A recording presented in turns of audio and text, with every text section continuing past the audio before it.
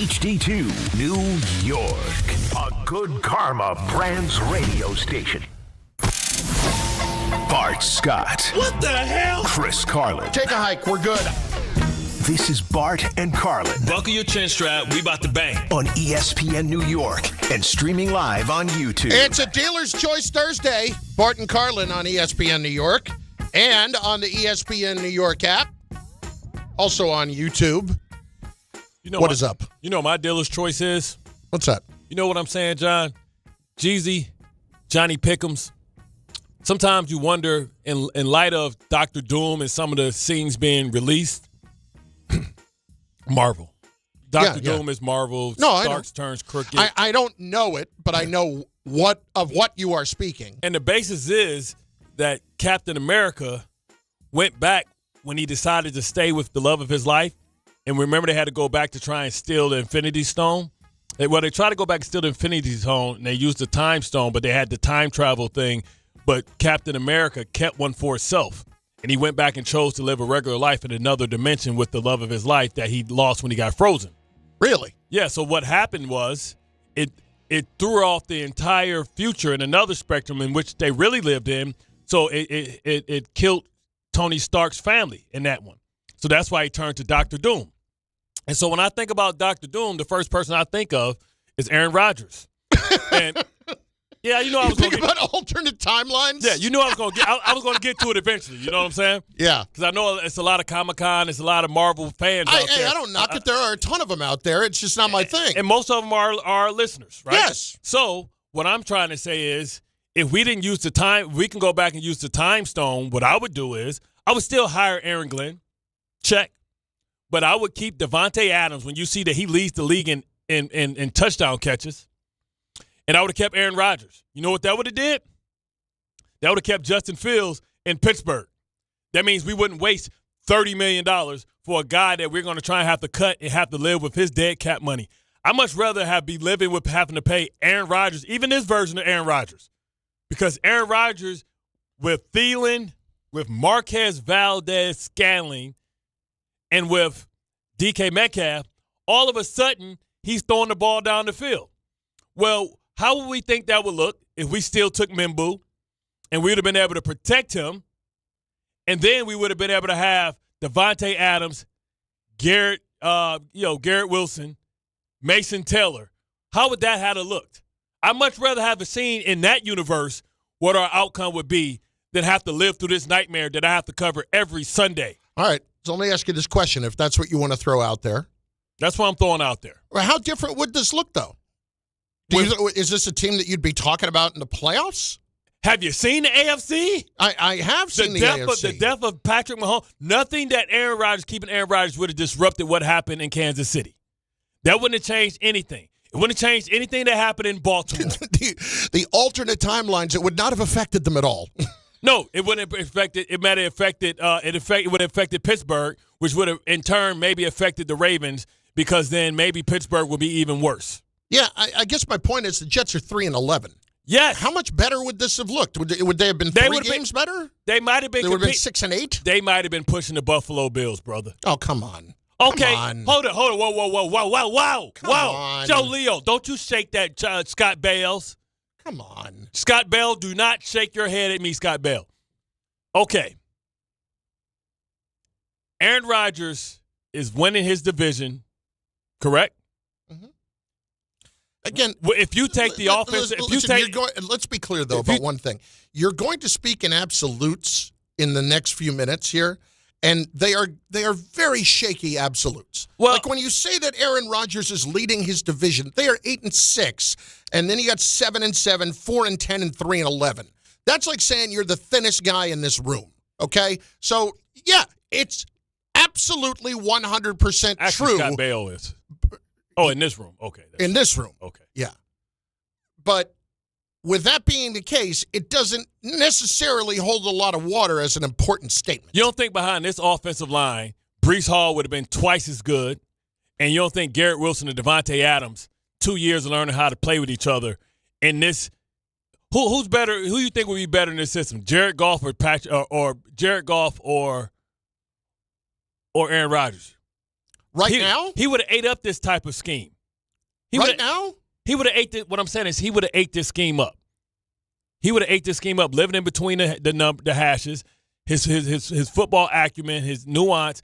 What I'm saying is I much rather wish we had saw that movie than watching this one. This is like when you get to the movie and they got the alternate endings.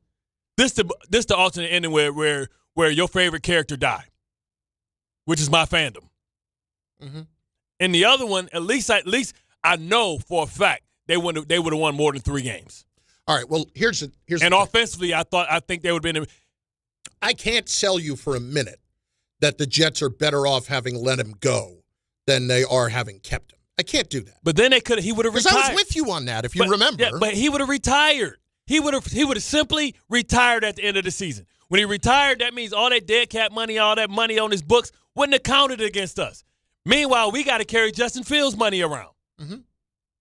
Listen, 2 things can be true. They would have been better off keeping him, which is accurate, and they would have been better off not bringing in Justin Fields, which is 100% accurate, and overpaying him, by the way, in the process of doing it. And still being stuck with his contract. But having said all of that, I guess I still ask the question of how much better would they be? When you say that the record would have been better, I know you got to watch. I know you got to watch it. He's at least worth 5. But what are we looking at here for the next 3 weeks? We're thinking about how can they get in a position to be able to have the number 1 pick if they do want to take Mendoza. If they do want to take a quarterback at the number 1 pick this year, how do they make sure that they get themselves in that spot? Listen, over the Raiders' dead body. There's no way in hell that Kafka would put on his resume that he lost to the Raiders. All right, so here's the thing.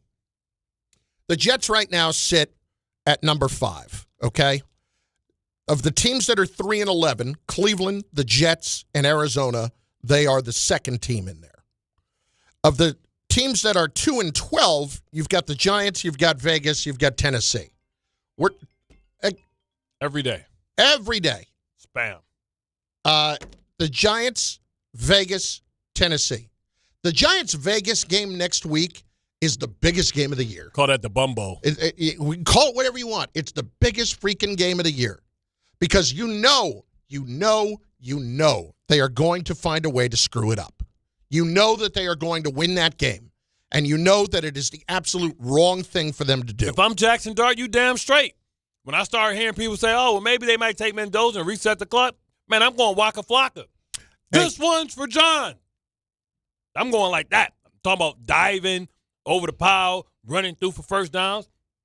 I'm not going to put that in the hands so somebody can tell Tish or Merrill, like, hey, maybe we should consider this. I don't even want that to be an option.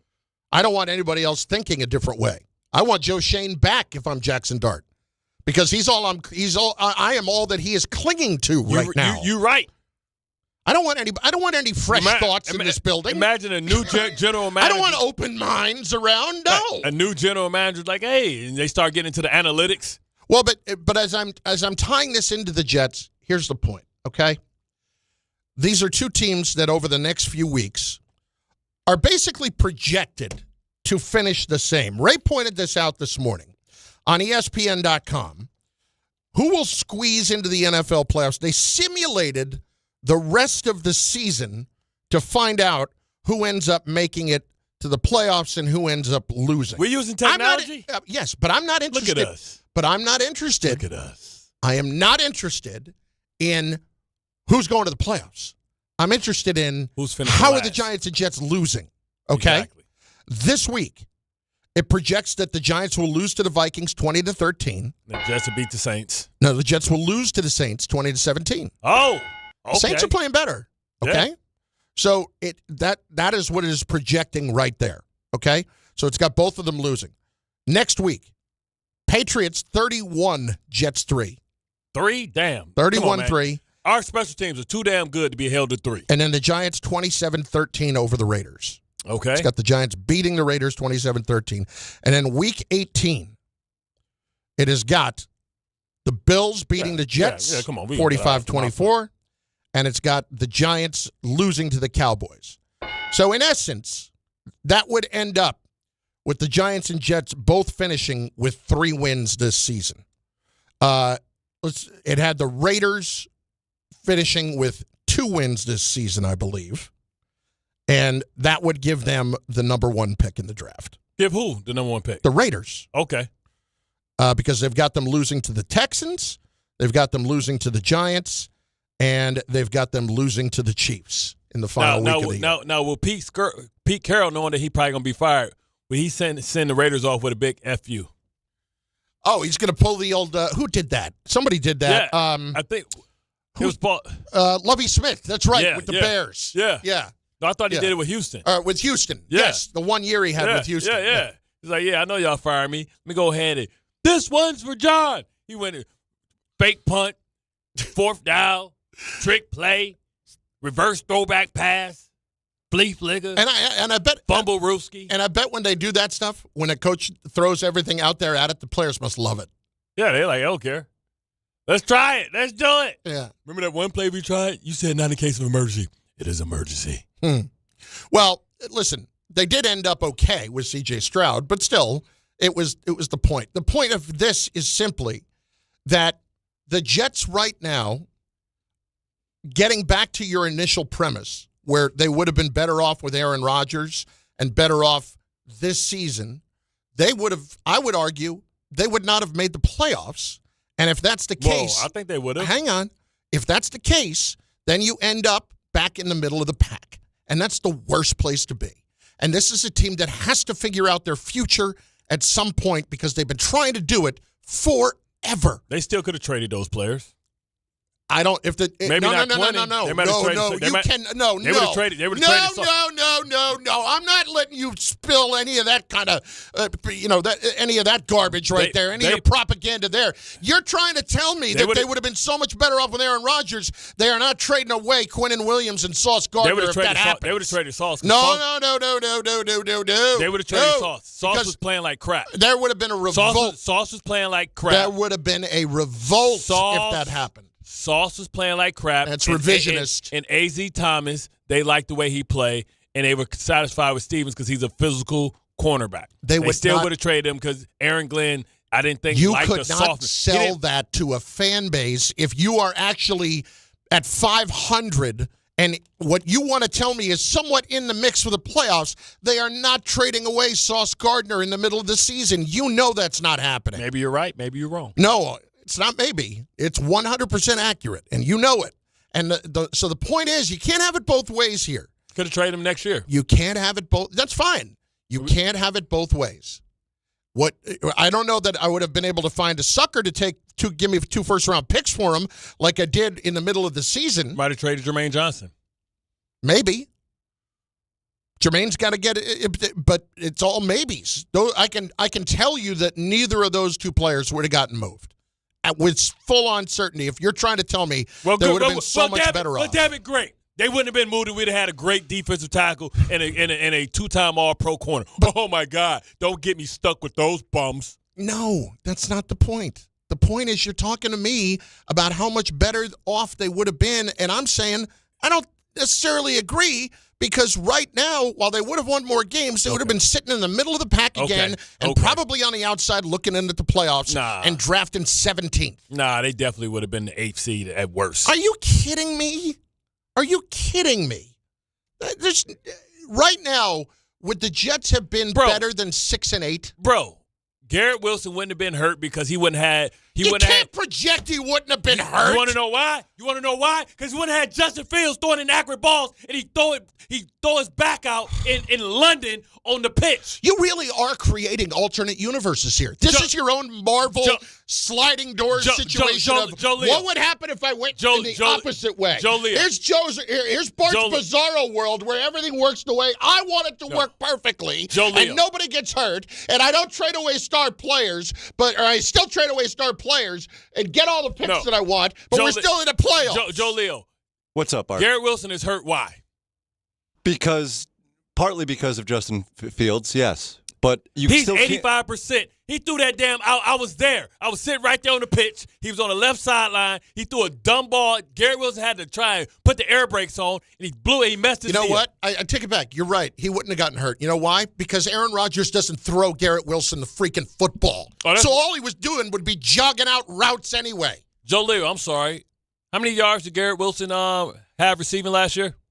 Over 1,000. Oh! Okay. Then why was he complaining? How do you get 1,000 yards? Then why was everybody universally acknowledging that Aaron Rodgers was not throwing him the ball and that was a problem? Because he wanted 1,500 yards. He also was complaining that Aaron Rodgers wasn't giving him the ball. Yeah, but guess what? We would have had an offensive line with Membu would have solidified things. I don't know that they would have taken Membu. I'm not going to let your little alternate timeline go all over the place. So I don't have Membu, so I have Ty Warren. Oh, I'm so sorry. I'm so sorry. I would have had Ty Warren. Oh, how horrible is that? He only has damn near 1,000 yards receiving. All I'm saying is that every part of what you're and Morgan Moses would have stayed. Instead, he has the Patriots guy going to goddamn near MVP candidate. I'm going back to take that 50. I give Morgan Moses all the credit for Drake May's development. Morgan Moses went healthy. You know how funny Morgan Moses stays healthy all year. Last year he tore both triceps, strained his areola, all kind of stuff. He did every injury you could think of. At least he would have had fun doing that last one. You would think, at least. Yeah.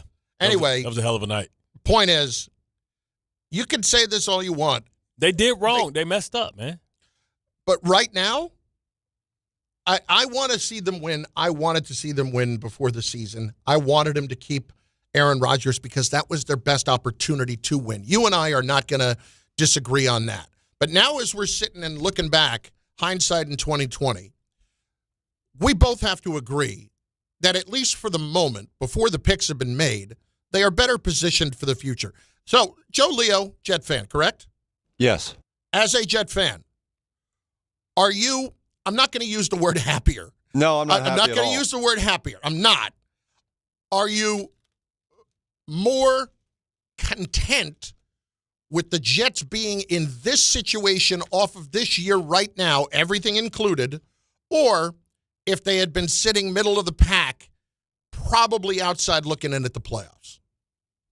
I'm more content with where we're at right now because I also have to factor in the whole Rodgers circus because that would not have calmed down if he was back here. It was. He was not going to calm down. He was going to be on Pat McAfee. You can guarantee that. And he was going to overstep that. Aaron Glenn at every point that he possibly could and get all of his guys there you go. back in here. There you go. And we make a couple of trades for a couple of guys that are older. There you go, judging. May or may not be hurt right now. So I'm now you judging.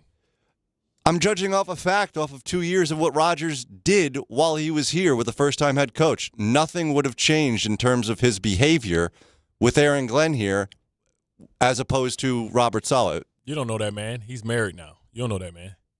New England is 11-3. There's no way they would have been 11-3 because they would have had greater resistance. Oh, my God. Are you kidding me? Are you kidding me? We'd had a team to compete with them. Well, if ifs and buts were candy and nuts, every day would be Christmas, wouldn't it? And here we are. We're sitting at this point now. It's like Scrooge, man, when we go back and we see what happened. But yeah, it is kind of like Scrooge. It is kind of like A Christmas Carol. That's a fair point. But think back now, all right? Don't think back. Think to last night when Mike Florio is making the point that he still thinks that somehow Aaron Glenn could be a one-and-done coach. Where's the Florio cut? I'll play it right here. Take a listen to this. This is him on Pro Football Talk, and I believe he's there with Devin McCourty. Jason, of course, is going to join us here momentarily. Aaron Glenn is a defensive head coach, and he fired his defensive coordinator. There's just something odd about that. If the defense is so bad that the coordinator should be fired, I think you're putting yourself a little too close to the flame. I still think there's a chance it's going to be one and done for Aaron Glenn in New York, and I think this move that he made is a manifestation of what he's feeling right now, rearranging the deck chairs on the Titanic as he's 3 weeks away from possibly being one and done as the New York Jets head coach. And I'm a big believer in admitting mistakes and not doubling down, but you still are admitting the mistake. And he's admitting by firing Wilkes that what he did is what he shouldn't have done. And we see it with offensive coaches. When you become a head coach, you don't abandon your offense. You bring your offense and you run your offense. And the only time that I think it's worked with the defensive guys when Mike Tomlin went to Pittsburgh, Dick LeBeau, he's got it. I'm not going to mess with it. It's working. I'm not going to screw it up. That's far different from I'm just going to bring in some coordinator and let him run a defense even though it's different than mine. So I think there's a chance Aaron Glenn's going to be one and done. We'll see what the Jets do. What is he talking about? He brought in Steve Wilkes. He didn't bring in some rookie guy. Like, what are you talking about? He's not Dick LeBeau, but his resume isn't far off. He took a team to the Super Bowl. It's just gotten away from him the last few years. Yeah. So what the hell is Florio? Here's what I don't get. There is no way that Aaron Glenn at this point is a one and done candidate. And by the way, nor should he be even talked about. Can we start here? Yeah. No head How bad does it look if you fire Aaron Glenn after 1 year? Exactly. A native son, a guy that you allowed to trade off your players. Like, come on, son. That look idiotic. It would look. You would never get a top candidate ever again. That makes you look dumber than everyone else. Because if you do that and you're Woody Johnson, what does that say about you? Because let's remind everybody, Aaron Glenn's not making $4 million a year. Aaron Glenn's making around $10, $12 million a year. Is he? He got paid a ridiculous amount of money. He did. Because they were pushing that hard to make sure that he was going to take that job. I can do that for $10 million. I'll get you more than 3 wins for 10. Man, what? All right, we've already been through this, okay? If you get $10 million, that's fine. If you leave, though. You'll be my head of communications. No, I will not. Jared, you got to go. Jared, you got to go. No, Jared's fine. Jared, you're out of there. Here's what's going to happen. If you're leaving, I'm at least getting a slice of the pie. That's all there is to it. Yeah, if you get $8 million, I'm getting $800,000. I'm gonna pay. I'm getting $1 million because listen. As I said to you the day I walked back in this door last December, one of us has got a few million in the bank and one of us does not. Listen. So I will not be backing you up at every turn when it comes to Bart taking you down the wrong road. But if you come with me, you good. You see what I'm saying? What am I going to do to help that situation? You're going to make sure. I'm saying I would do is make that worse. No, what we're going to do is we're going to do it like the presidency. We're not going to have players talk. You're going to talk on behalf of the players. That way we never had no mishaps. You know what I'm saying? I'm sure that'll work. You would stand up. What's her name? Little Blind? What's the little Blind? For Caroline Levitt? Yeah, the press secretary. You going to be the press mandatory? Sure. I think that's what it is. Mandatory. Yeah, mandatory. I would be the press secretary. And I would not want to do that. I would not want to stand up in front of those guys every day. You think I need Dan Leberfeld firing questions at me? You think I need that? I don't. $800,000. I'm good. I just want $850,000. All I want you to do is come. $900,000. If you're leaving me in the dust, $900,000. That's rich. If you are leaving $1 million. If you are leaving me, and you get 3 free meals, son. If you are leaving me in the dust, I just want the money. $1 million. Yeah, but just think, that's $1 million a year, son. How long's my contract? The same as my contract. Which is how long? 5 years. Yeah. I need more. You get 3 free meals. Brother, you get a free gym membership. You know who has my respect? The Jets PR staff. They have my respect. You get a free. Listen, you talk about some of the toughest jobs in town. Bro, you get a free gym membership, too, and you get 3 square meals. Oh, yeah, the free gym membership, big selling point. What about Salah? You gonna come here? I heard Salah wasn't shy about working out. You gonna be looking like Patrick Square when he had abs. Salah was in there, 10, 12 hours a day in the gym? Hey. Getting right? He looked like Xerxes. He did. I tell you are out there with some of this stuff. I get it what you're talking about with Salah, or no, with Salah. I get it what you're talking about with Rodgers, because I agreed with you at the beginning of the year. But right now, that was a bad move, and that move was made. At least there's a reason. Like, what is the only reason to feel good right now? The things that Darren Mushi has done? I would think probably. Yeah. Like, what has you encouraged about where we're headed here? The special teams. Thing is, Woof. Are you going to be able to pay Isaiah Williams? Because he earned himself some money. Is that really going to be a question I'm going to be asking myself? How am I going to pay Isaiah Williams? Hey, man, he's going to be all pro, baby. Today's price is not yesterday's price. Can you take me back in the alternate timeline where on August 28th, you say to me, hey, Chunky, listen, on December 18th, in the first 20 minutes of your show, you're going to debate about whether or not you can pay Isaiah Williams next year. You know what I'm going to do? Money. I'm going to say, Bart, enjoy the fall. Bart and Carlin, ESPN New York. Friends, it's football season, the best time of the year. You should be out there tailgating, cheering on your team, and enjoying every Sunday. But if you're dealing with neck pain, back pain, sciatica, or nerve pain, even getting off the couch can feel like a challenge. You don't have to live like that. There's help. Dr. Jay Shaw at Sandwell Pain is New Jersey's top pain specialist. He's Ivy League trained, double board certified, and is dedicated to helping you get back in the game. Here's what makes the difference. No surgery, no scars, no long recovery, no pain medication. Just precise, non-surgical image-guided procedures that deliver real results. Dr. Shaw treats neck pain, back pain, joint pain, migraines, nerve pain, and sciatica with a plan that's customized for you. Same-day and next-day appointments are available, and with offices in Woodbridge, Livingston, and Inglewood, relief is always close. So don't let pain keep you on the sidelines this season. Visit SandwellPain.com to call, text, or book online. Most major insurances are accepted. That's SandwellPain.com. Relief is closer than you think, and it starts today. Big delays, Westchester County. Emergency repairs on 287, the Cross Westchester Expressway westbound out by the Taconic and Route 22. Two right lanes are closed till further notice. Those delays go way back to the Hutch, almost to the New England Thruway. Stay with the Hutch or New England Thruway to get around some of that. A lot of traffic in Rockland, northbound Palisades Parkway. Vehicle fire there coming into exit 11 at New City.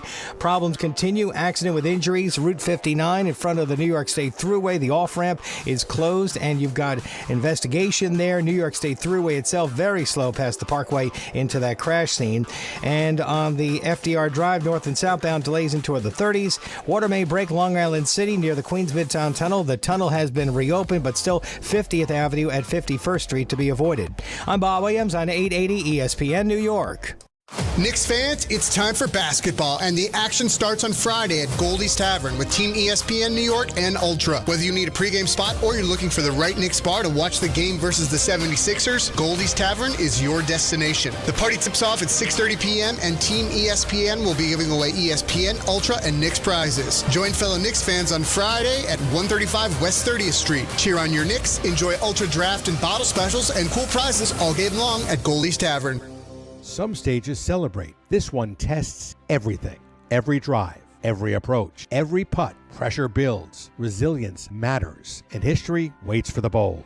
In June, the 2026 U.S. Open Championship returns to the Hamptons at the iconic Shinnecock Hills Golf Club. Experience the world's best golfers competing on one of the sport's most storied stages. Don't just watch greatness. Experience it live at the 126th U.S. Open. Daily tickets are available now on SeatGeek. The Winter Savings Event is right now at Bay Ridge Mazda. Lease the 2025 Mazda CX-30S for as low as $169 per month, or the 2025 Mazda CX-5. Select for as low as $229 per month and get as low as 0.9% APR financing rates on select model. Plus, enjoy 1 year complimentary of Bay Ridge Plus benefits like ding and dent coverage, key replacement, windshield protection, and roadside assistance. Visit them in Brooklyn or online at BayRidgeMazda.com. Bay Ridge Mazda, where confidence comes standard. See dealer for details.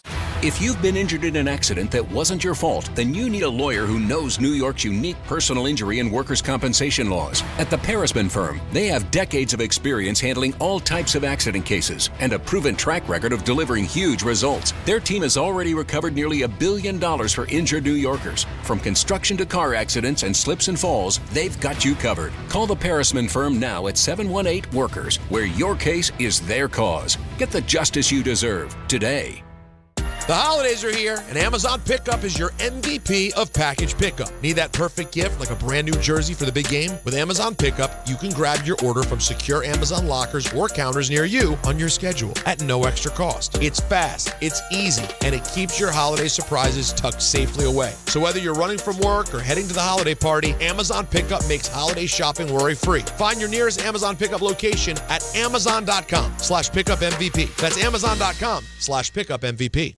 Right now at Bay Ridge Honda, experience the wonder of holiday savings with the 12 days of deals during Happy Honda Days, like the Accord SE, only $299 per month, or the all-wheel drive HR-V LX for only $269 a month. The 12 days of deals on now during Happy Honda Days, plus receive thousands in benefits and savings with their Bay Ridge Plus Advantage plan. Upfront pricing, total peace of mind. Visit BayRidgeHonda.com. 39 months lease, 7,500 miles per year, 2026 down, plus tax, tag, and fees. See dealer for full details. Actual price will depend on product and subscription plan. Featured products are compounded drug products, which the FDA does not approve or verify for safety, effectiveness, or quality. Prescription products require an online consultation with a healthcare provider who will determine if appropriate. See website for details, restrictions, and important safety information. Want a boost in and out of the bedroom? Hims has you covered. Introducing a new 2-in-1 approach to level up your game. Tadalafil for better bedroom performance and zinc for testosterone support. Put it all together and you've got what you need to turn things all the way up. Getting started is simple. Just go to hims.com/joy to start your free online visit. Through Hims, you can access ED treatments including pills, chews, and more. 100% online.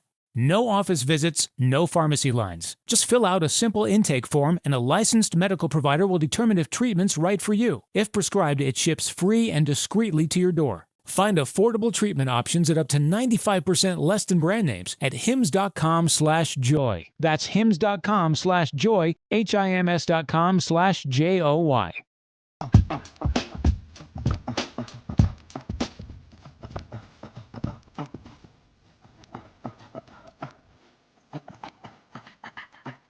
It's Thursday. It's 10:30. That's Jason McCourty time. It's Bart Carlin on ESPN New York and on the ESPN New York YouTube page.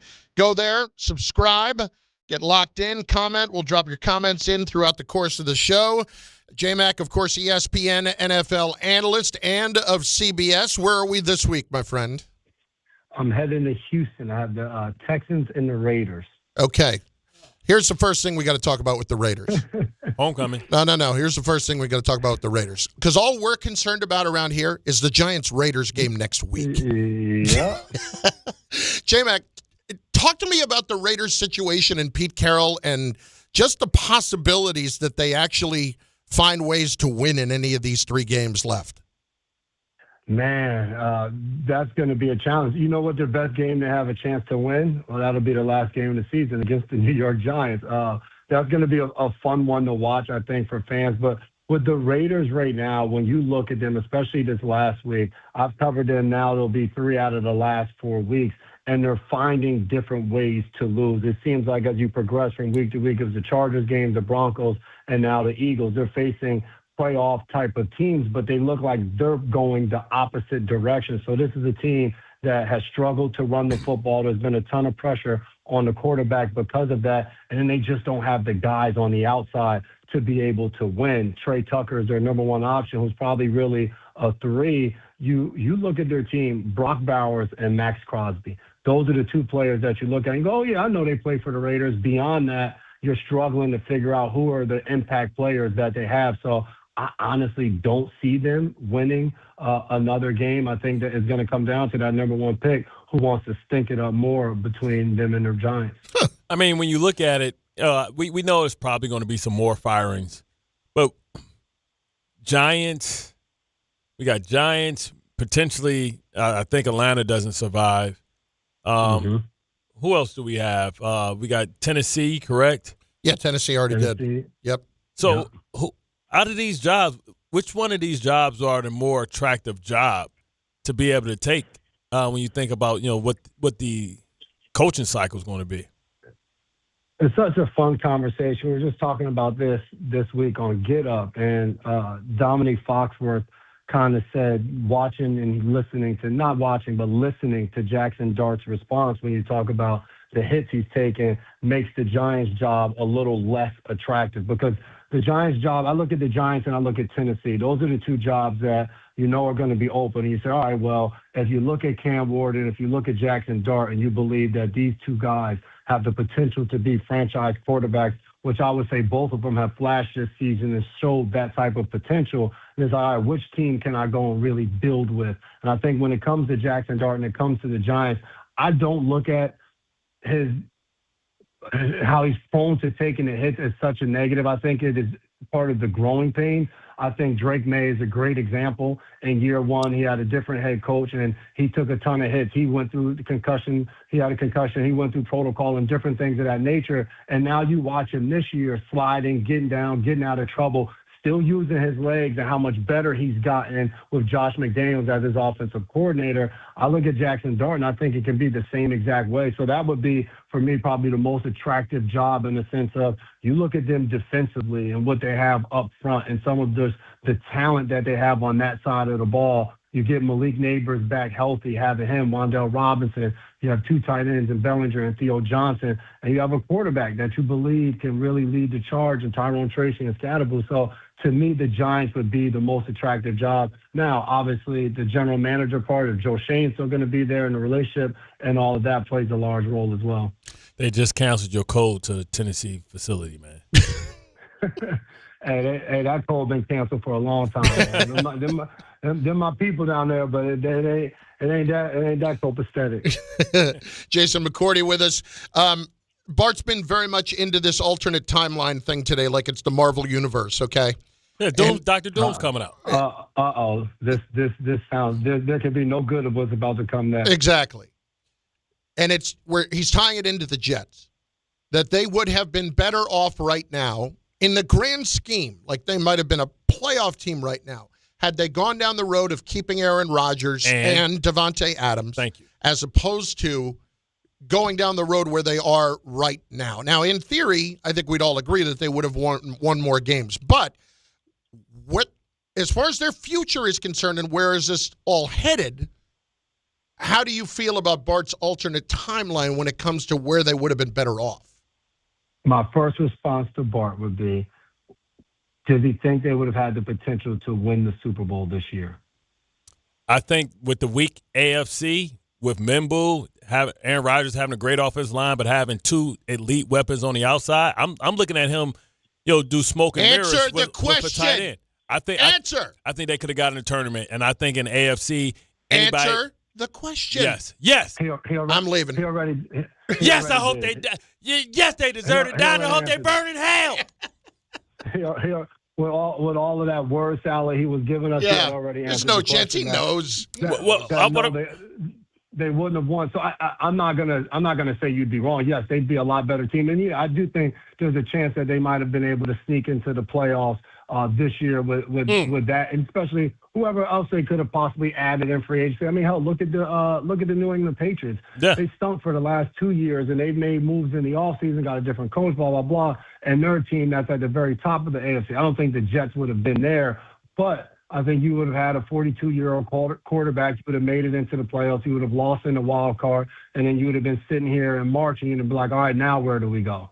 Rodgers is retiring. We're going to have the 25th pick in the draft. Like, now, what is our potential and how do we move forward? You know what I mean? Yeah, I got you, but the money would have been gone. Now he's stuck with this extra money from Justin Fields. And, what do we do? If the Raiders win, then they're going to take Mendoza. If we do more, we'll be making the same mistake we did or people said that we made when we took Sanchez. We'll have a quarterback that don't have a lot of experience. He's young. He needs time to develop. And now the pressure's going to be on you to play him maybe a little bit too early. And now you have the same thing happening that continues to happen. You're on this quarterback carousel. So I don't know where the Jets are and what the answers is if the Raiders take Mendoza and somebody else boldly moves up like Cleveland and decides that they want to take more. Where are we at as a quarterback position? Well, it sounds like in both your universes we're screwed. So it really doesn't matter whether you do either one of them. You're still left with the same question that you don't have a quarterback. So even without, to your point, the cap space of Rodgers, and now you don't have Fields and all of that, they'd have been starting over. And then you look at the free agent pool. Maybe potentially you try to trade and you go get a Mac Jones. We've talked about on this show if Shedeur Sanders continues to show out and they do go get a different quarterback. But I still think you're left with that same question. I forgot. Who the hell is going to be the quarterback moving forward? Thank you, Mr. McCourty. I forgot. Because you had Aaron Rodgers, you'd have drafted Shedeur in the fourth round with 2 of your fourth-round draft picks. And he would have mentored Shedeur for a whole year. It would have been time to win because he would have put that clock up, baby, and it was an AP. Thank you for helping me out. Thank you for helping me out. Bringing in Fields didn't stop them from drafting Shedeur Sanders. He went in the 5th round. No, they were scared. They were scared of prime time. They were scared to be able to have a big personality. That's why they didn't go for Shedeur, because they didn't want Justin Fields to be insecure, having somebody breathe down his neck because he knew what time it was going to be in the future. See, they did that for him. It really is appropriate that he's tied this into Marvel because it is a fantasy world he's living in, just across the board. Well, that's my life. And he gets to be the superhero that saves the day. Exactly. So it works out perfect. Exactly. I'm Dr. Strange. I know the future. It's Bart Carlin, ESPN New York. Jason McCourty is with us, joins us each and every week, ESPN NFL analyst, and, of course, CBS as well. We can't make sense of the AFC. Can you make sense of the AFC? Who do you actually believe in the AFC right now? I look at the way Bo Nix played this past week, and I would say I believe in Denver.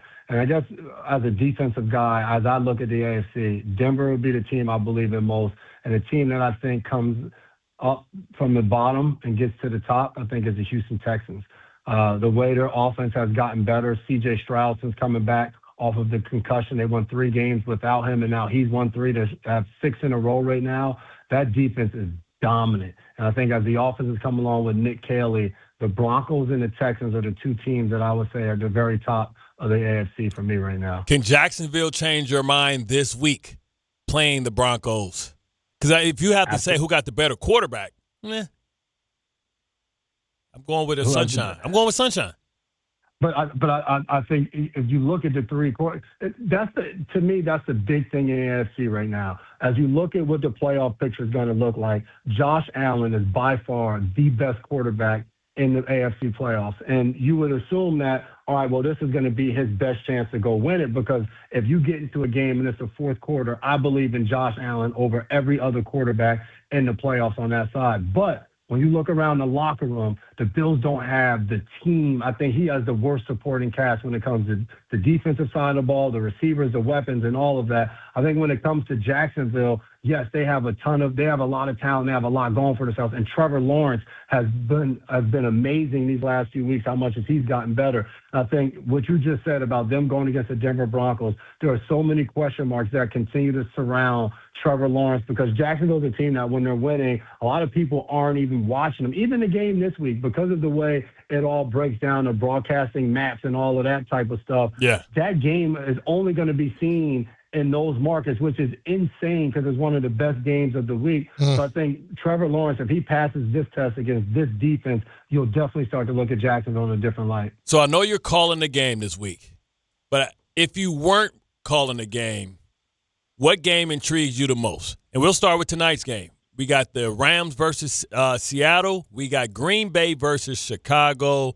What's another good one? We have the Broncos versus the Jacksonville Jaguars. Jets, Saints. Don't forget that. No, please don't see that. You can't get that time of your life back. I'll do that for us. You got the mediocre bowl, Tampa Bay, Carolina, and you got Detroit and Pittsburgh, and you have your former team, New England versus Baltimore. Wonder if New England clinches today.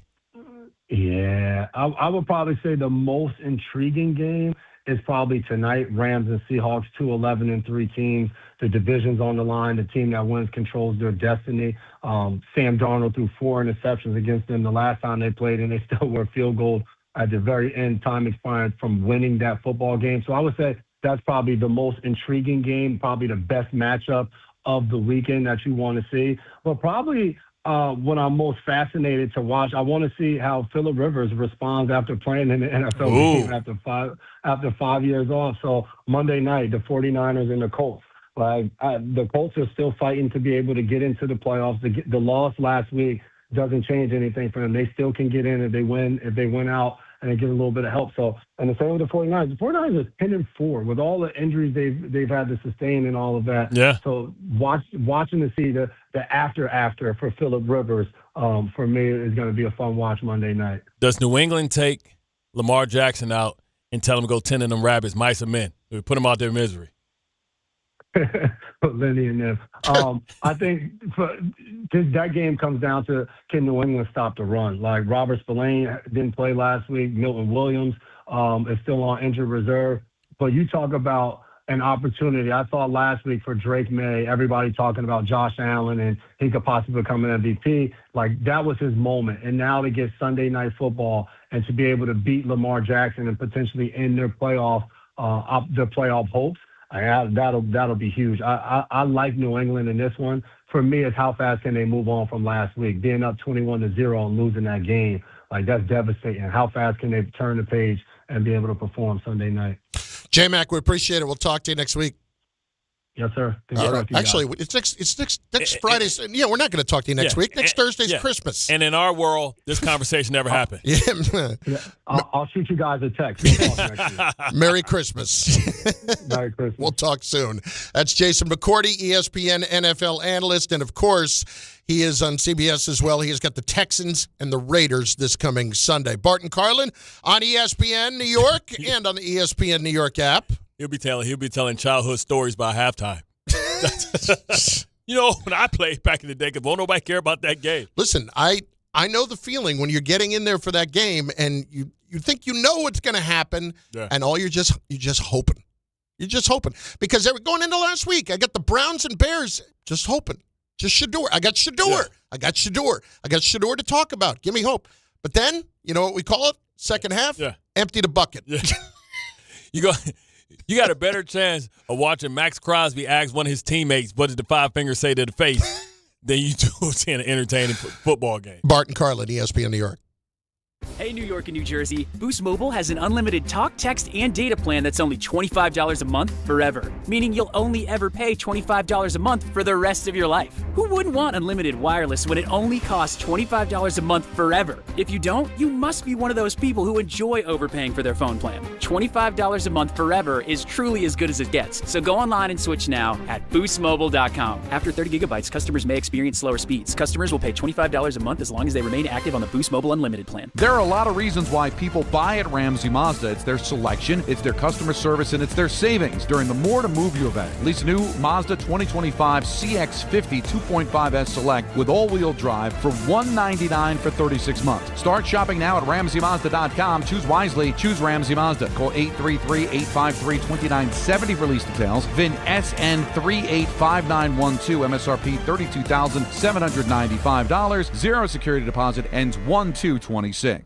Why do you go to Princeton Longevity Center? We go to Princeton Longevity Center because my husband's cardiologist told him having this exam saved his life. Because somehow 20 turned into 40, and now I need to take my health more seriously. The Princeton Longevity Center designed a program to keep me healthy and active, so 50 and 60 will be no sweat. Because even though my cholesterol is high, it turned out my arteries are clear. That's a big relief. Whether you want to make the most of your future years or just want peace of mind, you need the Princeton Longevity Center. Their comprehensive preventive exam combines the latest technology with caring experts to create your personal plan for staying well. Because I shouldn't have to wait an hour for a 10-minute physical. I go to Princeton Longevity Center because I get everything done in one day and take my results home with me. Find out why you need Princeton Longevity. Call 888-8000-PLC or go to PrincetonLongevityCenter.com. Call 888-8000-PLC. That's 888-8000-PLC. You live for this. The wins, the losses, the slam dunks, and the buzzer beaters. The dream that this is your team's year. Hope, it's what keeps you coming back. So you represent with anticipation and with pride. Because when everything's on the line, your support means everything. That's why the NBA Store is here to support you. Check out the largest selection of official NBA gear at NBAstore.com. A Fanatics experience. The post-career day press conference, brought to you by Progressive. Anthony, can you tell us what happened during career day? I'm a biomedical researcher. The kids just weren't impressed. How did you feel when your son called in the backup? Embarrassed, and I knew it would be a fireman. It's always a fireman. It's cliche, but a crowd favorite. He had an axe and everything. I can't compete with that. And will the fireman be helping your son with his science fair project? Hope not. I'm literally a scientist.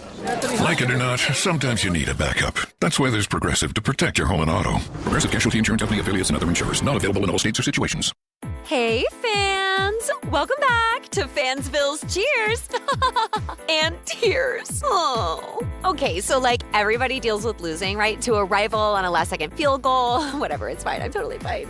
But I cope with losing with an ice-cold Dr. Pepper. Those 23 flavors are like so delicious. They totally wash away the pain of your college football team taking a big fat L. College football. It's a pepper thing. Hey, I'm Mike Slater. My dad passed away at the age of 63. It's out of nowhere. Had a stroke. Super hard, obviously, for the whole family, but my dad had life insurance. This is why I have life insurance for my family, for my wife and 4 kids. And the best place to get life insurance is ethos.com because you can do it in 10 minutes. And there's no medical exam and no blood test, just a few health questions. Get life insurance in 10 minutes so your family is protected. Ethos, ETHOS, ethos.com/play. Have you heard the story that's about a guy who lives in a bank that is really close by? The Capital One Cafe is his home, no doubt, where customers bank and get their cash out. There's no fees or minimums on checking accounts, so your money stays. Most Capital One Cafes are open all 7 days. This magical place, as some people might call it, is where the Capital One Bank guy says, "What's in your wallet?" Such a lovely tale. Terms apply. See CapitalOne.com/bank for details. Capital One NA, member FDIC. Right now at Bay Ridge Honda, experience the wonder of holiday savings with the 12 days of deals during Happy Honda Days, like the Accord SE, only $299 per month, or the all-wheel drive HRV LX for only $269 a month. The 12 days of deals on now during Happy Honda Days. Plus, receive thousands in benefits and savings with their Bay Ridge Plus Advantage plan. Upfront pricing, total peace of mind. Visit BayRidgeHonda.com. 39 months lease, 7,500 miles per year, 2026 down, plus tax, tag, and fees. See dealer for full details.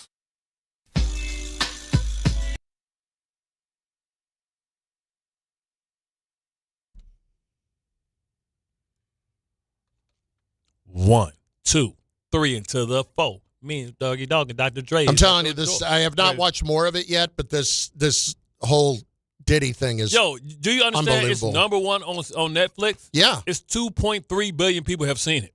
That many people? 2.3 billion? 2.3 billion worldwide. Really? That number feels worldwide. A little... That feels like call Bart Scott a liar. Get on your Google later and tell me I'm lying. 2.3 billion. And it's the other things on Netflix. I think the one behind it is like 1.7 billion. And then the lowest, the top 5 is 700 million. Remember, this worldwide, baby. A lot of people hate Diddy. Take that. Tell me I'm lying. No, I'm not.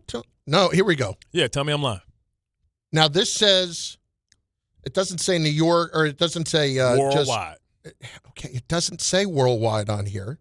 Okay. This is 21.8 million views during the first week, which was December 1st to the 8th. How many? 21.8 million, but it doesn't say if that's just the U.S. or it doesn't say where else that is. That's just week 1, right? This thing has been catching fire. It's caught so much fire they got your ass watching it. That's true.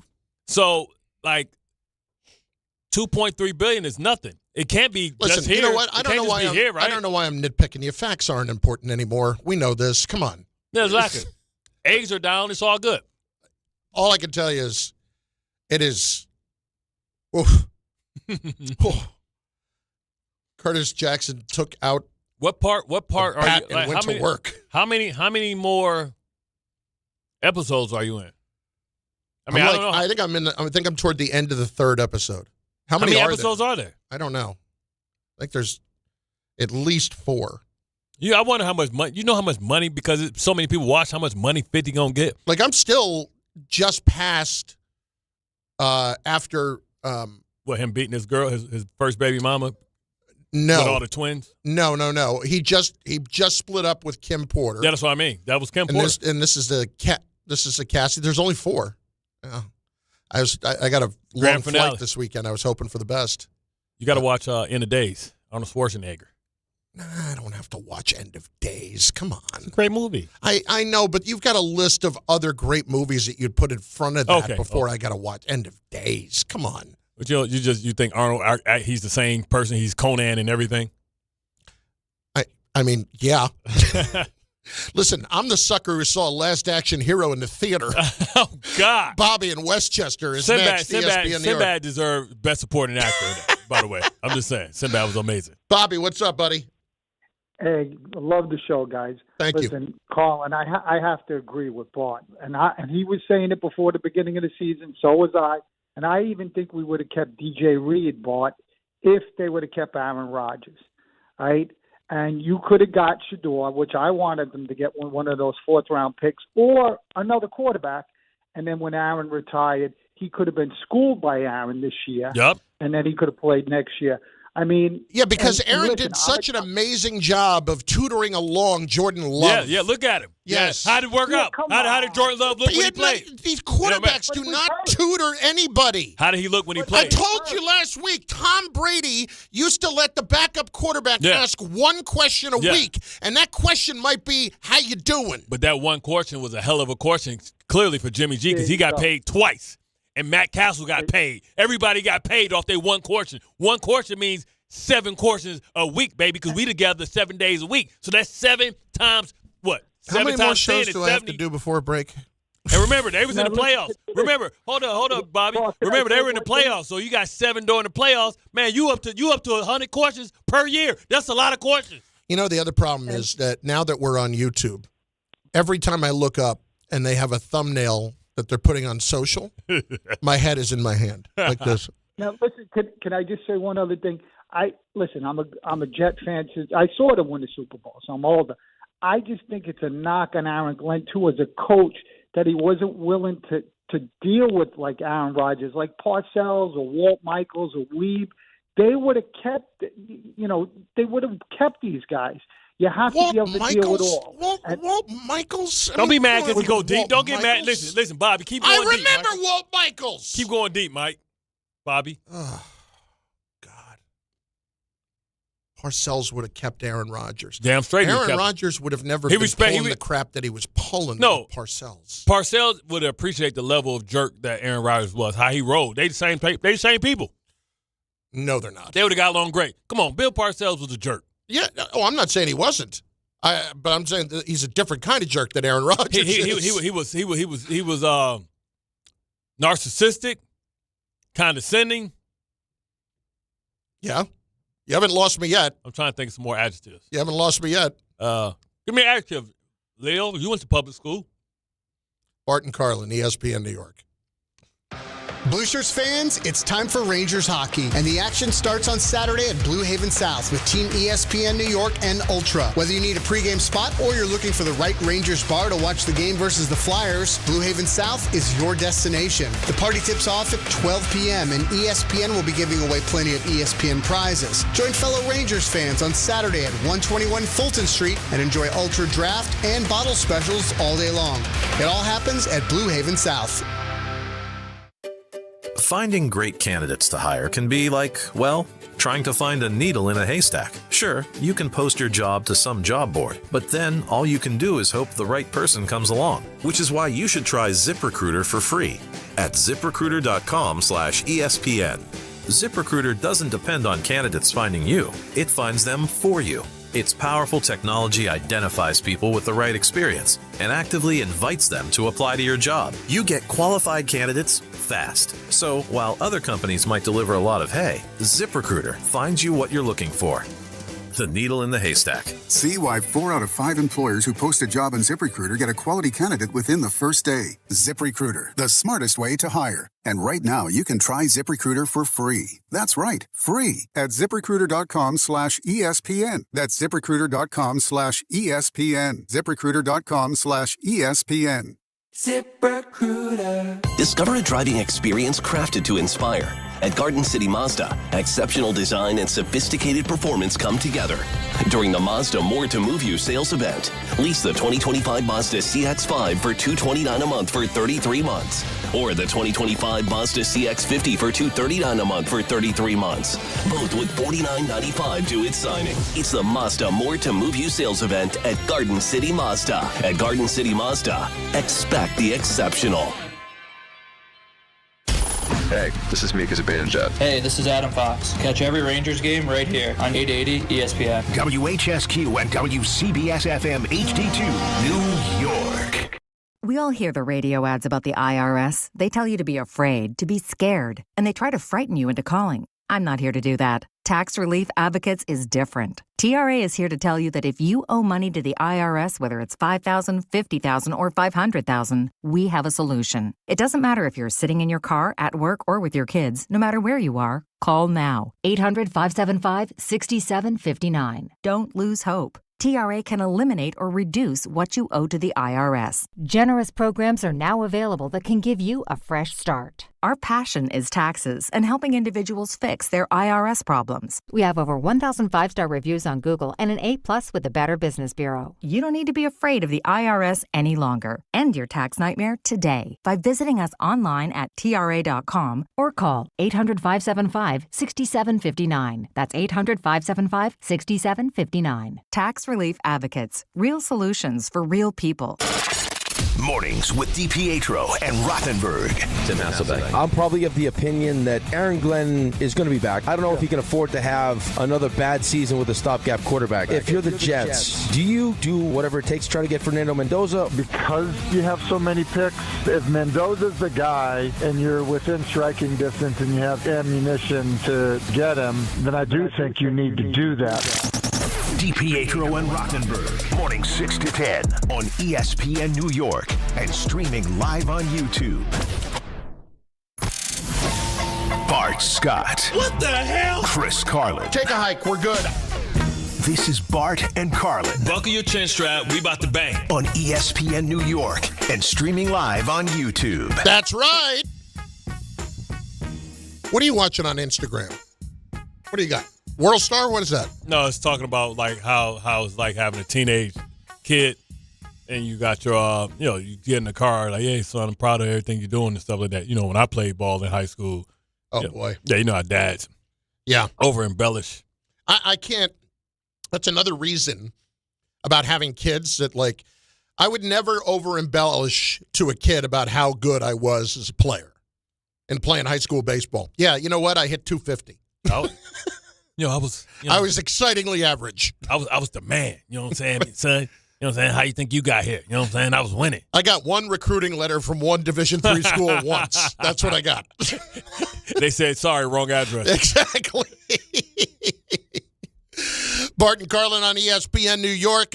The Jet thing is, we were discussing this last hour with Aaron Glenn and exactly what the situation would have to look like if this was a one-and-done case. And I just don't see where that could possibly happen. And it all stems from Mike Florio's opinion on Pro Football Talk because of the fact that he fired Steve Wilks. Aaron Glenn is a defensive head coach, and he fired his defensive coordinator. There's just something odd about that. If the defense is so bad that the coordinator should be fired, I think you're putting yourself a little too close to the flame. I still think there's a chance it's going to be one and done for Aaron Glenn in New York, and I think this move that he made is a manifestation of what he's feeling right now, rearranging the deck chairs on the Titanic as he's 3 weeks away from possibly being one and done as the New York Jets head coach. And I'm a big believer in admitting mistakes and not doubling down, but you still are admitting the mistake. And he's admitting by firing Wilks that what he did is what he shouldn't have done. And we see it with offensive coaches. When you become a head coach, you don't abandon your offense. You bring your offense and you run your offense. And the only time that I think it's worked for the defensive guys when Mike Tomlin went to Pittsburgh, Dick LeBeau, he's got it. I'm not going to mess with it. It's working. I'm not going to screw it up. That's far different from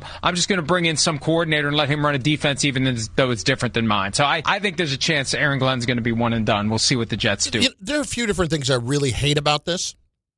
Number one, what I liked about Aaron Glenn at the beginning is he was not going to be arrogant enough as a coordinator to come in and say, I'm going to be the head coach and the play caller. Correct. It was, I want to come in and lead the football team, similar to what Dan Campbell did in Detroit. I'm going to let people do their jobs.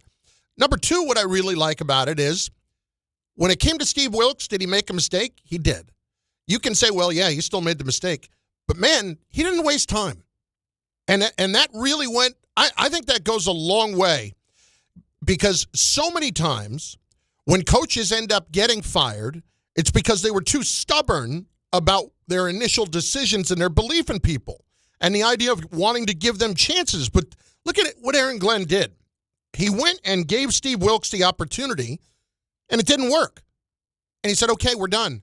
He looked at Steve Wilks' history and moved on from it.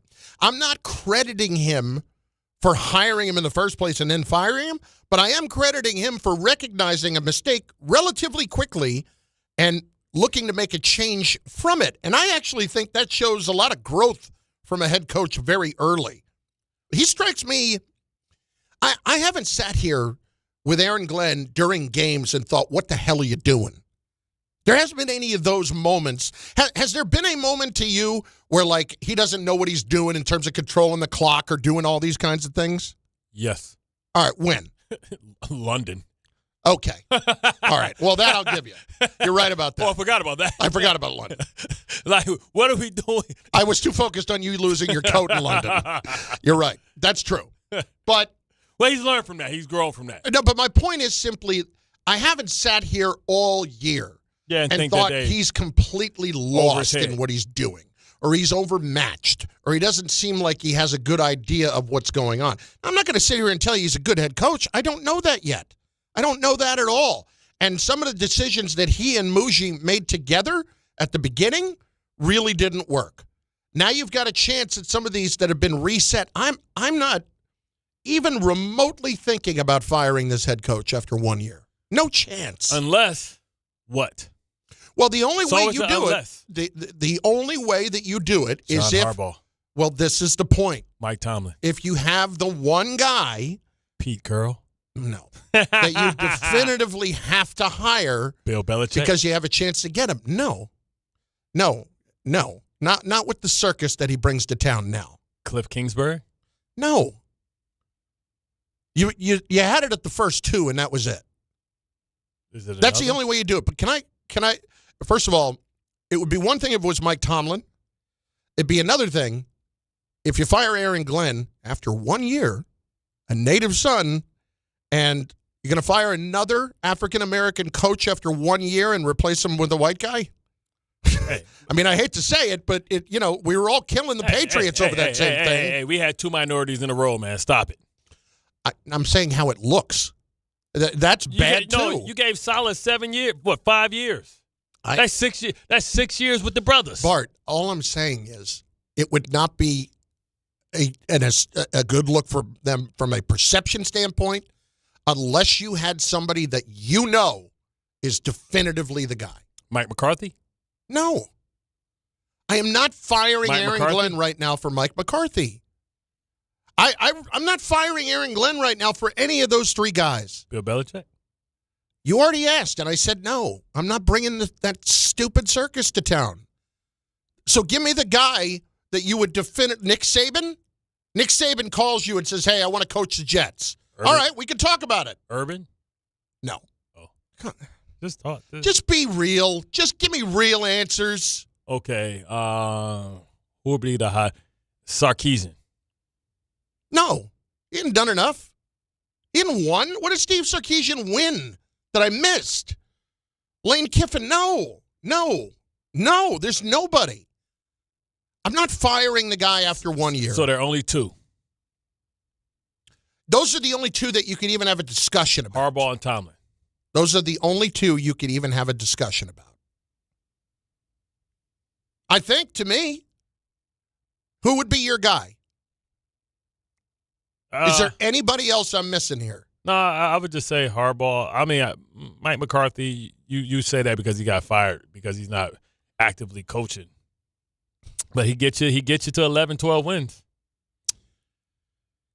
There's still something about it, though. You just hate him because he looks like a loser. No. He looks like Streck. No. He's the coaching he looks version like of Streck. me. I don't hate him because he looks like me. Nah, see, I love him because he looks like me. See, but I think people who look like me don't get the respect that they deserve. No, he's too tall to be like he's like 6'6". Like is he like 6'6"? 6'6"? I think he's like 6'4". He's a former lineman. Okay.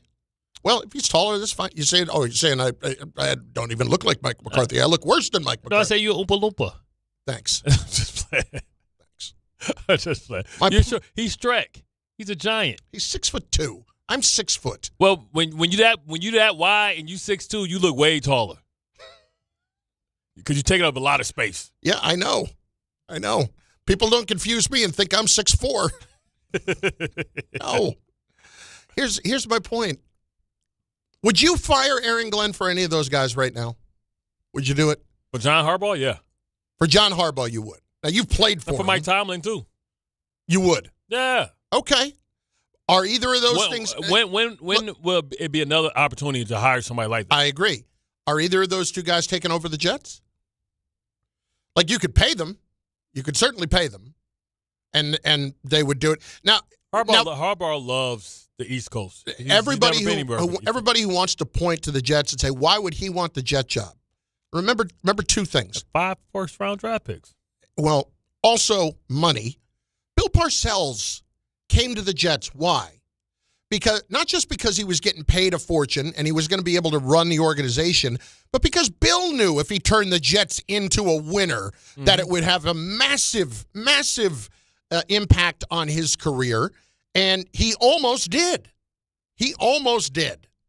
So with that being the case, if you're one of those two guys and you want to come here and you're going to get paid, I don't think you can rule that out. But I don't expect in any way that Aaron Glenn is getting fired here. Because I think Woody looks stupid if that's the case. And he doesn't need to do that. From the Giants standpoint, if I can see a coach that's to be a first-time coach that'd be good for them, Todd Monken. Really? Man, the Ravens' offense has been great. I'll tell you what you've heard a lot more about lately when it comes to the Giants head coaching. Mm-hmm. You are hearing a lot of the Notre Dame coach. Ah, come on, man. Little Tiger Woods? Man, they ain't hiring him. Why not? Because he's Tiger Woods. Again, that doesn't answer my question. This dude couldn't win at Notre Dame. Well, he couldn't win. He played for a national championship last year. They didn't deserve to be there. They were there! And what did he do? I wouldn't do it. My point is his name keeps coming up. I don't know why. That's because they got an interview with somebody that's black. No, I don't think that's the reason. I think Marcus Freeman's got a chance to be an NFL coach this coming year if he wants to be. I don't think he deserves it. My point simply is that if you are the Giants right now, if you are the Jets right now, and you are trying to hire a coach, there's no reason to move on from what you have if you're the Jets. I'm curious what this reason. Yeah, I'm curious what this new DC gonna be. That's pivotal. That sets the tone. I'm Chris Harris. We gonna see what you all about, son. I am much more. I hope he not one of these because he played for the Bears all that time, right? I just hope he ain't got that Lovie Smith in him. Tampa 2. Man, if I will quit S&Y if I got to watch Tampa 2. The most boring defense in the history of the world. That really is the most boring don't defense break. to watch. Oh, look at the middle linebacker lined up at 15 yards. Oh, how creative. We're just going to check down Charlie ass today. I would poke my eyes out watching that soft stuff. David and Elizabeth is next, ESPN New York. What's up, D? What up, fellas? How you guys doing today? Y'all doing good? Oh, you must have the day off. You don't sound like you underwater today. You off today? Nah, I'm playing hooky. I'm about to go to Willowbrook Mall to buy Christmas gifts on my 15-minute break. It's going to be more. Willowbrook Mall. That's right. 15, like they say 15. They say he said 15 minutes. That just lets you know that what Bernie Mac was talking about when black people break, they break. Oh yeah. You seen Johnny? Been on break for 2 hours. He on break. He say lunch break. He said break. That's 15 minutes. How the hell you can't even get in your car and go down the street in 15 minutes and come back? Remember, Bart, for us black people, no disrespect, Carlin. Yo, break starts when I'm relaxing, not when I walk there, not when I got there. Gotcha. I started relaxing. So after you go to Auntie Anne's, that's when you start relaxing. I'm very comfortable with that way of putting it for my own self as a white man. That's exactly how I would look at it. Chris, don't let them get you fired. Yo, Chris, you're one of us no matter what, Chef. No, I just mean do not let David get you fired. No. What I'm saying, you know what? Another thing that don't scare black people, the pink bill that come. When that pink bill come and they about to cut it off, black people like, oh yeah, it don't even flinch. I got 2 more weeks. Exactly. Yeah. Go ahead, Chris. Yeah, hit man, it. So let's get it. Jeez. Oh yeah, let's get into it. Listen, all I'm saying is, never mind. Never mind. Don't worry, Chef, man, you good, bro. Good. Bart has just said something. This is why I hate Bart so Bart much. has just said something that Chris cannot comment on. We love Bart, man. We love Bart, man. You know that. So look, this is what I want to say about the organization, man. Not for nothing. Bart, I'm in lockstep with you. I didn't even know you knew about Dr. Doom, Marvel, DC, all that good stuff. Beautiful analogy. I love it. Hey, even though I got Dr. Doom as the backdrop on my phone. All right, not for nothing, right? That whole game plan you had would have worked well And, of course, they don't listen when you give out quality advice. And we're going to have to sit back and see what they're going to do. I'm in lockstep with you, man. I would let Aaron Glenn go for Harbaugh, Tomlin, even my man Carpe Omnia. I would have let him go for him too, because he's not a bad coach, believe it or not. Even though Shep doesn't like him too much, but I don't even know who you're talking about. Carpe Omnia. What? Mike McCarthy. Okay. Yep, Mike McCarthy. Yep. You guys got that drop. Carpe Omnia. Yeah. No. Yeah, Barton Hahn had that drop. I don't have that drop. I don't. Oh, yeah. I didn't have the Hahn speak. We have it imported. Oh, yeah. Not for nothing before you gentlemen let me go. We need to figure out this quarterback situation. And the linebacker situation is something that needs to be addressed. I would love if they keep Quincy. Sherwood, I don't have an issue with. I think, honestly, which we didn't get into subject with, they said that Wilkes and his schemes were terrible. And the guys are complaining about it in the locker room. Bart, I don't know if that hit your ears or not, but the guys were complaining that his defensive schemes were vanilla, terrible, and they were laughing, and they even started complaining before he got canned. So, that's something you gentlemen might want to address. Appreciate it, gentlemen. Yeah, I'm going to call him a niche. What do you think he's doing now? Selling life insurance. I don't know what he's doing. I know I don't care. I know I don't care, but why don't you hit him up on LinkedIn? I'll pass. Thanks. Do you know one time? So I used to rip on him to no end. Yeah. On social media and stuff, and on the show. I just to no end because I couldn't stand the way he went about his job. It was just the worst. Trying too hard. Just the worst. And, the stuff that he pulled with Joe Douglas and his kid, went up to Joe Douglas's kid at a game in Philadelphia and started talking to him, what are you doing? And one time I gave him the chance. I went out to Jet Camp one day and he's standing on the sideline. And I never was really out there. Just, Manish, Chris Carlin, how you doing? He just kind of smiles, like, oh, hi, hey. And I'm like, here it is. He saw them calves. He didn't want no smoke. He's like, hell no. You're not about to deep. Not that he was going to swing on me, but hey, I'm here if you want to fire away, because he knew that I had taken shots. In fact, when I got cut loose, he was publicly celebrating about that, and that's okay. Listen, I get it. It's all right. I'm taking shots at you, but he saw them calves. He was like, nope, I don't. Yes, sir. It's just I think I was more in the right based on how many different people tended to agree with me about the whole situation. That's all. Yeah, man. Was he covering the team when you were playing? Of course. When you were playing? Yeah. He ain't saying nothing to me. I didn't remember. The one I almost fought was Lebitard. Leberfeld. Yeah, close enough. Yeah. Dan Lebitard. Little trust Dan fund Leberfeld. Baby. Little trust fan baby. Trust fund baby. Who was on his daddy's platform. Ooh. If I still see him, I might just give him a little smack in the back of the head. How about Craig in Lansing is next on ESPN New You're York. in Lansing? You're in Michigan? Craig, what's up? Hey, what's up, guys? Actually, Bart, I just got into Florida. I've been driving all night. Damn.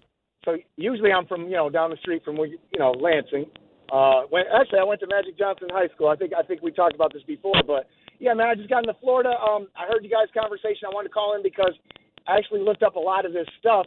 Yeah. Because I was wondering, why is Aaron Glenn considered to be this defensive guru when, in Detroit, here's his 4 years there as the DC. 32, first year, then 29, then 19, then 20. And that's exactly what they are right now, 20th. I mean, he's never had a top 10 defense. He's never had a top 15 defense, total defense. So, and then, but the one thing with the Steve Wilkes hire, look, man, I mean, I'm not going to blame him too much for that because Kyle Shanahan made the same mistake. And you know what?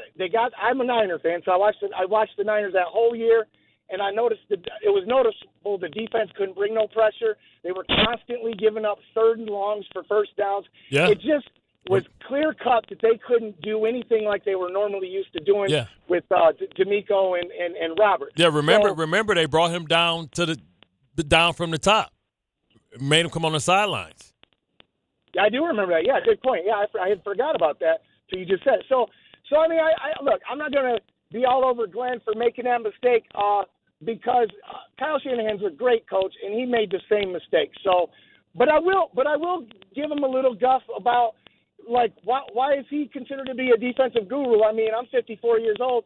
I know what defensive gurus look like and what the here's the thing. It wasn't defensive guru, okay? Because all you had to do was look at the Detroit defenses over the last few years. They were never dominant. But they were just saying, well, look what he's doing with everybody hurt.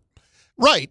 But they played better late when they had that great game against Sam Darnold last year when they were 14-2. They beat him like near the end of the season, and he became a hot name. But he also became a hot name because people thought he was going to be a really good leader of men.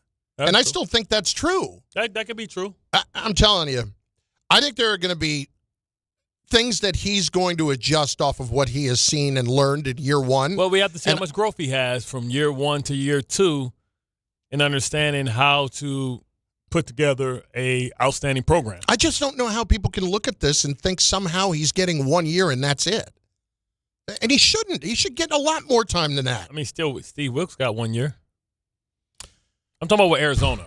Yeah, I know. And that wasn't right at the time either. And why did they fire him? Who did they hire? They hired Kingsbury. Nah. And it didn't work. It worked at first. They went like 7-0, and then it all fell apart. And he got fired, and now he's a coordinator somewhere else. And Kyler Murray, they're about to trade. Yeah, to the Jets. Message. I'll take Kyler Murray every day of the week. You heard Tannenbaum. Elite arm strength from the pocket. Mobile. Agile. Just a little pocket Hercules. Listen, my only complaint about Kyler Murray is the health. That's it. If you want to bring him in and be the bridge guy and then figure out if you got something and you can make that work, absolutely. I think Kyler Murray can absolutely play. By the way, all of that stuff from him a couple of years ago about the language of the contract, that's all gone. You haven't heard word one. Has anybody heard word one about Kyler Murray not being a good guy there? Right. That's not been the issue. His body language isn't as bad. His body language used to be horrible. Yeah, but he's matured a little bit. But that's a young player. That's an immature player. You see that all the time in guys who are just coming out of college and learning how to handle themselves better. Now I'm with you. I would not have a problem. It's only the health. And that's what would hold me back right now. But it's a big thing. It's a really big thing. It is. You have to make sure your backup quarterback is legit. It's Bart Carlin on ESPN New York. Javi from Queens. Carlin looks defeated. Yeah. Take a deep breath, big fella. Don't worry. He's going to take a long vacation, recharge up, and then he'll be ready. Am I going to be ready? Yeah, I don't know if 2 weeks is going to do it. You're going to go down to Decatur, the Decatur Bowl, Boca Raton Bowl. Yeah, next week. That one. You're going to get suntan. You're going to come back looking like Nah, can't say that. Never mind. What is it possibly that stopped you from saying something? Like, honestly, where did Hold you? on, I can hear Leo laughing. I know. That's supposed to be soundproof. Where did you all of a sudden decide to draw the line? When did that happen? Yeah, when I thought about it in my head, I said that might not come out right. You just described every single thing I say on this show.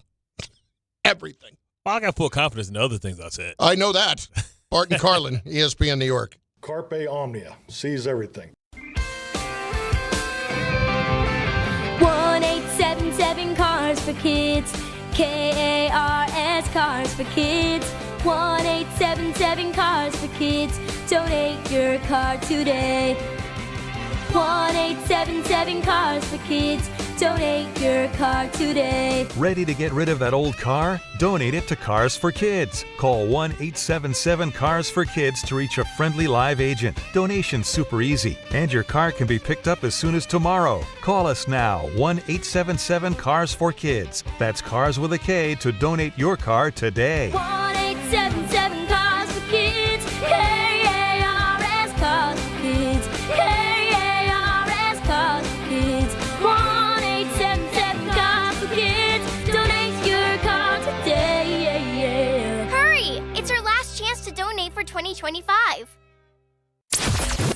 Wednesday with Don, Hahn, and Rosenberg. Could Aaron Glenn be one and done with the Jets? I think you have to take a realistic look at, what were our expectations, as a team and organization to see signs of improvement. I don't think anyone looked at the Jets and thought, you're going to see a lot of improvement. Don, Hahn, and Rosenberg today at 3 on ESPN New York and streaming live on YouTube.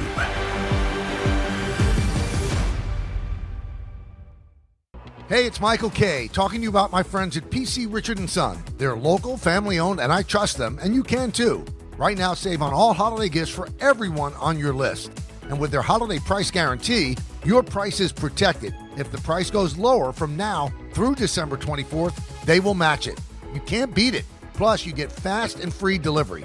PC Richard & Son, the company you could trust for over 116 years. Free delivery excludes Manhattan. Boxing is back at Madison Square Garden on Saturday, January 31st for the Ring 6. Teofimo Lopez versus Shakur Stevenson. Power meets precision on boxing's biggest stage. This is one fight you won't want to miss. Get tickets now at Ticketmaster.com and watch every round live exclusively on DAZN. If you've been injured on a construction site, then you need a lawyer who knows New York's unique labor laws. At the Parisman Firm, they have decades of experience handling construction accident cases and a proven track record of delivering huge results. Their team has already recovered nearly $1 billion for hardworking New Yorkers. From scaffold accidents to slip and falls and equipment failures, they've got your back. Call the Parisman Firm now at 718-WORKERS. That's right, 718-WORKERS, because your case is their cause. Get the justice you deserve today. At Uline, the prevailing opinion is, if you don't live it, you don't believe it. The people at Uline believe in hard work, and they live it by being there 24/7 to answer your call, having 41,000 items in stock, and offering same-day shipping from 12 locations across North America. Business owners, sellers, buyers, shippers, and packers believe it. Uline is the hard-working, dependable source for your shipping and industrial supplies. Visit uline.com. Looking for a fantastic holiday deal? Stop by Boost Mobile tomorrow, Friday, December 19th from 2 to 6 p.m. at 823 Broad Street in Newark for their special holiday event. Free gifts to the first 50 kids and free photos with Santa. Bring the whole family, and while you're there, check out their amazing deal. Unlimited talk, text, and data for $25 a month. Forever, as in for life. Make the move and watch your savings stack up. Switch now at boostmobile.com. After 30 gigs, you may experience slower speeds. Pay $25 a month as long as you stay on the Boost Unlimited plan.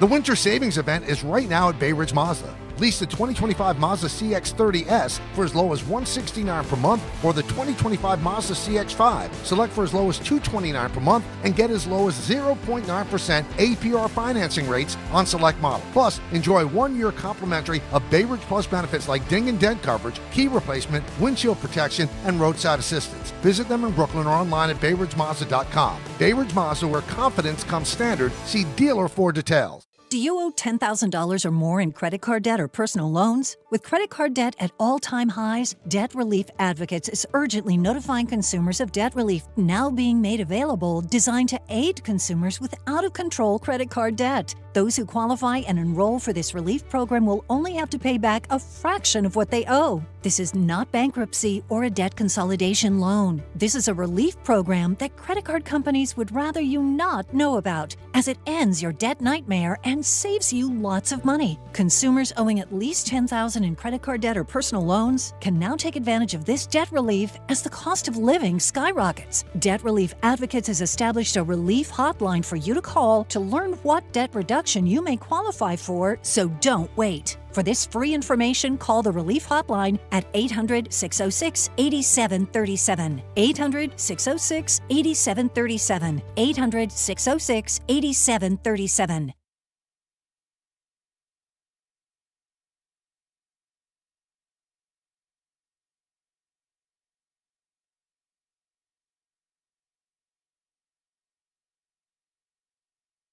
See, now here's the problem. We're coming back on the air, and you're watching things on Instagram that you cannot have the audio of up on the radio. I heard it just for 2 seconds, and I can't even say what it said. Like, you are just, is it your Christmas wish that I get fired? Is that it? Is that all you want for the holidays? All is I for want me to for get Christmas fired? is my two front teeth. but two front teeth. But two front. I ain't even had my mic on, Sam. Yeah, I understand, but it was about to be. Joe Leo says we're coming back from break, and Bart starts playing this video. And I'm like, what are you doing? You're killing us. It wasn't that bad, Joe. What the young lady said was, never mind. Audio files, hit it. The audio file. God. You know what happened? I couldn't hear Joe Leo say anything because I turned my headphones down because I didn't want the sound up. Because you had the sound up on your Instagram video. Well, I was taping something else. No, you were for somebody taping, else. so I turned it down, so I didn't want that to be heard in the background. All right. Well, then, thank you. All right, let's get to some audio files. Joel Klatt on the Next Round podcast. We've got the college football playoff starting tomorrow, okay? And people are still up in arms over the fact that you've got 2 group of 5 schools in this with James Madison and with Tulane. And all the people that, and I'm one of them, during the NCAA tournament who loved the Cinderella story, Joel doesn't think anybody wants that now. This has been a big talking point throughout the league for about the last week because people want to try and figure out what it all means. Is Joe Burrow starting to sound That's like not he could Joel go Klatt. down an Andrew Luck path? Somebody else That's altogether. a Joe, though. That's a Joe, though. Yeah, that's second time in a week we've had that one. All right, we'll move on to something else. How about Joe Burrow? Yeah, let's talk about Joe Burrow. On his future with the Bengals, which is actually what you were hearing for a moment. I think that was Dan Graziano. Is there any world in your mind where you're not the quarterback of the Bengals next year? I can't see that, no. Have you ever thought about the possibility of not being the quarterback here during your career? You think about a lot of things. And when you look at quarterbacks over the course of their time, great ones, Peyton, Brady, you kind of have to understand that you never know what this league will bring. And what did you learn from watching how their careers unfolded? Yeah, a lot of crazy things happen every year. Micah Parsons got traded. That is something I hadn't seen in a long time in the NFL, so crazy things can happen. Don't rule anything out there. Like going to the Jets? Crazy things happen every day. Crazy things happen every day. People get shot every day, B. You tough, right? You'll be all right. Paid in full, baby. Great. That's great.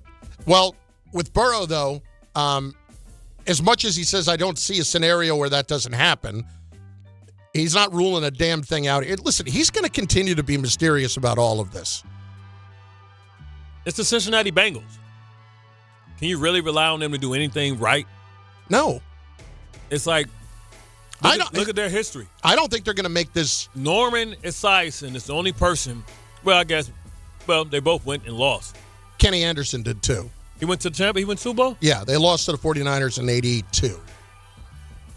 Okay. The year of the Dwight Clark play, the end of the 81 season. That was the Super Bowl? That was no. The Dwight Clark play was the NFC Championship game. Oh, that's what I'm saying. And to go to that Super Bowl, they played the Bengals in that Super Bowl. That was the game.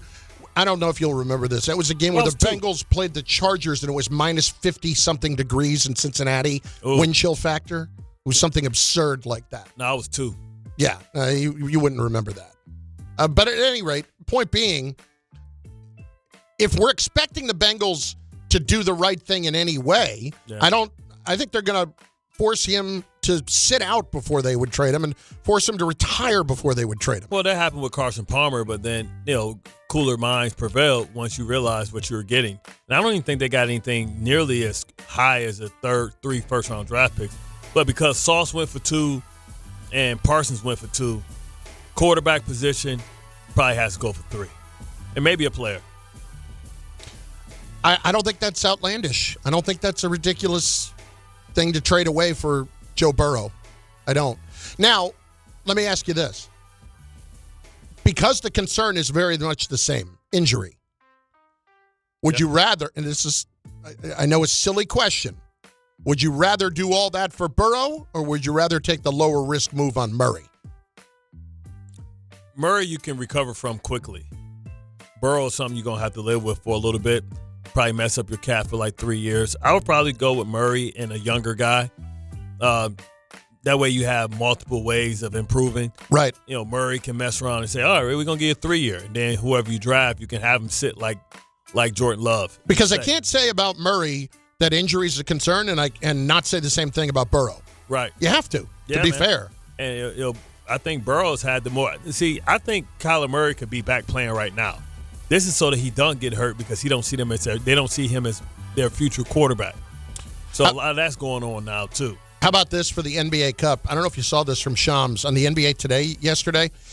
We were talking about the fact that they actually gave away some tickets to the championship for the NBA Cup because it was in Vegas, remember? Yeah, so no home team. So they may not have it in Vegas anymore. They may move it around. How about a place that they could try to have it? The NBA has Duke and Cameron Indoor Stadium in Durham, North Carolina as among their strong options as a Cup championship game host, potentially as soon as 2026. And so as the league explores outside of Las Vegas, could there be a high-level college program like Duke to host a game? So imagine in December having the NBA Cup championship game among the crazies at Duke there, in North Carolina. No, that is crazy. I'm not having no championship game. Why would I in do some that? little arena like that? Yeah, well, that's why, because it's 9,000 and it's in the middle of basketball country. So, of course, people would sell the place out and make it a crazy atmosphere. So if that's the case, do it in Indiana. No, I don't disagree. I don't disagree. I would not do it there. That's a little place. The Cameron Indoor has nothing to do with the NBA. Yeah. Nothing to do with the NBA. It's small. You can't even, the players are noticed to how small the arena is. I don't know if there's a great answer to it other than playing it in the home arena of the team that got there, of the two teams that got there, and who, Because these neutral sites ain't going to pull nobody. I don't think so. Unless it's a place like that, but that's just making it look obvious. Yeah, if you're going to go somewhere that's historic, go somewhere that's big. You know what I mean? Somewhere that's in a major city. Meanwhile, where people here can fly to. Guess who's not happy about celebrating the NBA Cup? Mad Dog. Yep. Somewhere Walt Frazier and Willis Reed and Red Holtzman are saying, really? We're going to celebrate this stupid thing? This inauthentic creation to jazz up the regular season, which means absolutely nothing in the big picture. And by the way, last year the winner of the Challenge Cup were the Bucks, who crashed and burned in Indianapolis in the first round. And then the year before, the Lakers, who got mauled by Denver. So the idea that this leads to something is a bunch of nonsense. And we're going to celebrate this with hats and banners, a Challenge Cup. This is like the World Baseball Classic, which I've always killed, by the way. This is stupid. I just love the fact that he is incapable of making a reference from the 21st century. Incapable. And anything later than the 1970s. You got to tell me Lombardi? You got to tell me Red Holtzman? I mean, I love that fact that he cannot make any kind of a new reference whatsoever. None. Some guys get stuck in the time where they reign supreme, man. He was down there probably. Could you imagine Dog at Studio 54? if he openly admits to taking gummies now, man, could you imagine what he was taking back then? See, so that Studio 54 still would have predated him a little bit. How? Because he was, when he got the job, it was like 19, I think he was like 29 when he got the job. Yeah, so in 21, that's where... No, I know. So that would have been like 84-ish. I don't know. The very end of Studio 54. And that Studio 54 when it's in his heyday? I thought, I don't know. Eddie Murphy and Charlie Murphy was there? I thought that was toward the end. I don't know. He closed it down. I don't know. In true Dog fashion. All right, here is Joel Klatt on the college football playoff, and nobody wants Cinderellas. The reason the group of five is included in this playoff is to avoid antitrust litigation. That's it. We're not looking for a Cinderella. Nobody cares in football about James Madison or the equivalent of George Mason going. Didn't George Mason go to the Final Four or something like that? Nobody cares in football about that. We don't want Cinderellas. We want the best teams playing each other at the end. In fact, the NCAA basketball tournament is a joke. It's the dumbest tournament and the least fair tournament in all of sports. We go and we put teams at odd times on neutral sites in a one-game affair.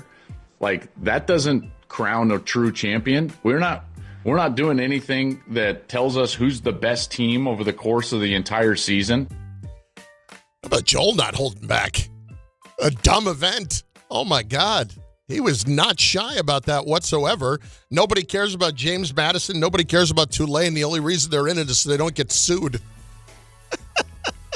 Screw you. If I'm them, I'm saying nobody care about your words or your opinions, bum. Now, having said that, you got to go back. Somebody, I want an official statement. Oregon's a 21-point favorite against James Madison, and I got to tell you, that number feels light. That number feels light. Tulane. What was the spread between them and Rutgers? Oregon? Yeah. What was the final score, or what was the spread? What was the spread? I don't remember. It was like 25. Damn. Maybe no, it was 21 and a half. It was 21 and a half. So they look at James Madison the same way that we look at Rutgers. No. Why you got to be such a hater? Did you just wake up this morning and say, I'm going to be a jerk? This is it. I am going to stick it to you every which turn I can before we go on vacation. I'm Buck Nasty, the world's biggest hater. Apparently so. And then lastly, I got one more for you. It was more on the whole thing about Aaron Glenn being possibly one and done. Tim Hasselbeck chiming in on DNR this morning. I think it would be shocking to me just, because I don't think that anybody feels like he walked into a situation, with the Jets where, it was similar to what Ben Johnson was walking into with the Bears. I don't know that there was another team in the league that was willing to make Justin Fields the opening day starter. So, I think some of it is just like, I think you have to take a realistic look at, what were our expectations, as a team and organization to see signs of improvement. And I think when you look at, guys that were walking into like year one as being a head coach somewhere, I don't think anyone looked at the Jets and thought, you're going to see a lot of improvement from the Jets. I don't see there's any way. I think people felt like you were going to see improvement in year one. At the beginning of the season, I think people felt like the Jets were going to be competitive in year one, but when that didn't happen, right now, I don't think anybody looks at it and says they should absolutely fire him. I have not heard from an overwhelming sense of Jet fans, other than Ira really being concerned about Aaron Glenn, that he should be fired right now. I don't see that. Yeah, I think that's premature, but the fact that the expectations was they would win more games than they won last year, I thought was realistic, and everybody was so high on, Justin Fields and Breece Hall and all that stuff, and it didn't work out. And, they decided to put a pretty substantial investment in Justin Fields, and they have to take ownership of that they thought that it would work. Bart Carlin, ESPN New York, up next, money. Joe. Breece Hall, the eye back at the 5-yard line. Handoff, Breece Hall finds a crease, runs left. He's into the end zone for a Jet touchdown. Jets fans, come out to MetLife Stadium for a Week 17 divisional matchup. See the New York Jets host the New England Patriots Sunday, December 28th at 1 p.m. Presented by Ticketmaster. Lock in your seats now at nyjets.com/tickets. Once again, that's nyjets.com/tickets. Make cancer screening a part of your annual healthcare routine. New York Presbyterian offers a full range of cancer screenings, including lung, cervical, prostate, colorectal, breast, and more. Regular cancer screenings could save your life by detecting cancer at its earliest, most treatable stages. Screenings are available across New York City and Westchester. Learn more at nyp.org/cancer screening. Stay amazing. New York Presbyterian. Right now at Bay Ridge Honda, experience the wonder of holiday savings with the 12 days of deals during Happy Honda Days, like the Accord SE, only $299 per month, or the all-wheel drive HR-V LX for only $269 a month. The 12 days of deals on now during Happy Honda Days, plus receive thousands in benefits and savings with their Bay Ridge Plus Advantage plan. Upfront pricing, total peace of mind. Visit BayRidgeHonda.com. 39 months lease, 7,500 miles per year, 2026 down, plus tax, tag, and fees. See dealer for full details. The holidays are here, and Amazon Pickup is your MVP of package pickup. Need that perfect gift like a brand new jersey for the big game? With Amazon Pickup, you can grab your order from secure Amazon lockers or counters near you on your schedule at no extra cost. It's fast, it's easy, and it keeps your holiday surprises tucked safely away. So whether you're running from work or heading to the holiday party, Amazon Pickup makes holiday shopping worry-free. Find your nearest Amazon Pickup location at amazon.com/pickupmvp. That's amazon.com/pickupmvp. At Jake's 58 Casino Hotel, we're celebrating this holiday season with our $155,000 Slay the Road drawing, including your chance to win a new Land Rover Defender and $10,000 cash. Earn entries all month long, then be here on January 1st between 12 and 3 p.m. when one winner will be drawn every hour to win up to $20,000 cash. At 4 p.m., one lucky winner will win a Land Rover Defender and $10,000 cash at Jake's 58 Casino Hotel. If gambling is a problem for you or someone you care about, please call the 24-hour toll-free helpline at 1-877-8-HOPE-NY or text HOPE-NY. There are a lot of reasons why people buy at Ramsey Mazda. It's their selection, it's their customer service, and it's their savings. During the More to Move You event, lease a new 2025 Mazda CX-30 2.5S all-wheel drive for $159 for 36 months. Start shopping now at RamseyMazda.com. Choose wisely, choose Ramsey Mazda. Call 833-853-2970 for details. VIN SM839072. MSRP $26,690. Zero security deposit. Ends 1/2/26. For over 100 years, Slomin's has been your trusted partner in comfort. When it comes to home heating oil, we deliver more than just quality fuel. We deliver peace of mind. With price protection, automatic deliveries, 24/7 service, and up to 30 days to pay your invoice. Our dedicated team is just a call away, ensuring you stay warm and comfortable all winter long. Slomin's, New York and New Jersey's largest heating oil provider, proudly serving our community for generations. Give us a call today at 866-GET-HEAT or visit oil.slomins.com. Coverage varies by plan. View contracts and exclusions at endurancewarranty.com. If your car is out of warranty, one major repair bill could wipe you out. Just ask Ludacris. Car breakdowns can wreck your wallet. Without Endurance, a worn-out timing belt could cost you $1,700. A busted transmission, that's $4,000 easy. An engine meltdown, $7,000. But if you've got Endurance, you could never pay out of pocket for a car repair again. With Endurance, your car's most expensive parts are covered. Plus, you pick the mechanic you trust to do the work. With Endurance, your rate stays the same no matter how many claims you file. If your car is under 20 years old, Endurance has you covered with unlimited miles. Plus, your plan includes 24/7 roadside assistance anywhere in the country. Choose the name Ludacris trusts, Endurance. Right now, get $300 off any plan, plus a year of elite benefits, a $2,000 value, free. All backed by a 30-day money-back guarantee. For your free quote, call 800-431-8958. 800-431-8958. 800-431-8958. From the regular season to the Super Bowl, ESPN New York is your destination for football. We've got crazy fans. If the Giants somehow beat the Cowboys, I'm going to take a dump on your head. You can feel good because you're a damn football team. Expert analysis. Marcus Spears joins us now. ESPN NFL analyst Damian Woody. Mel Kiper Jr. The Hall of Famer Steve Young. He's kind of our resident general manager, Louis Riddick. We got Mike Tannenbaum right now. And all your fantasy and wagering needs. This is ESPN New York. We are football.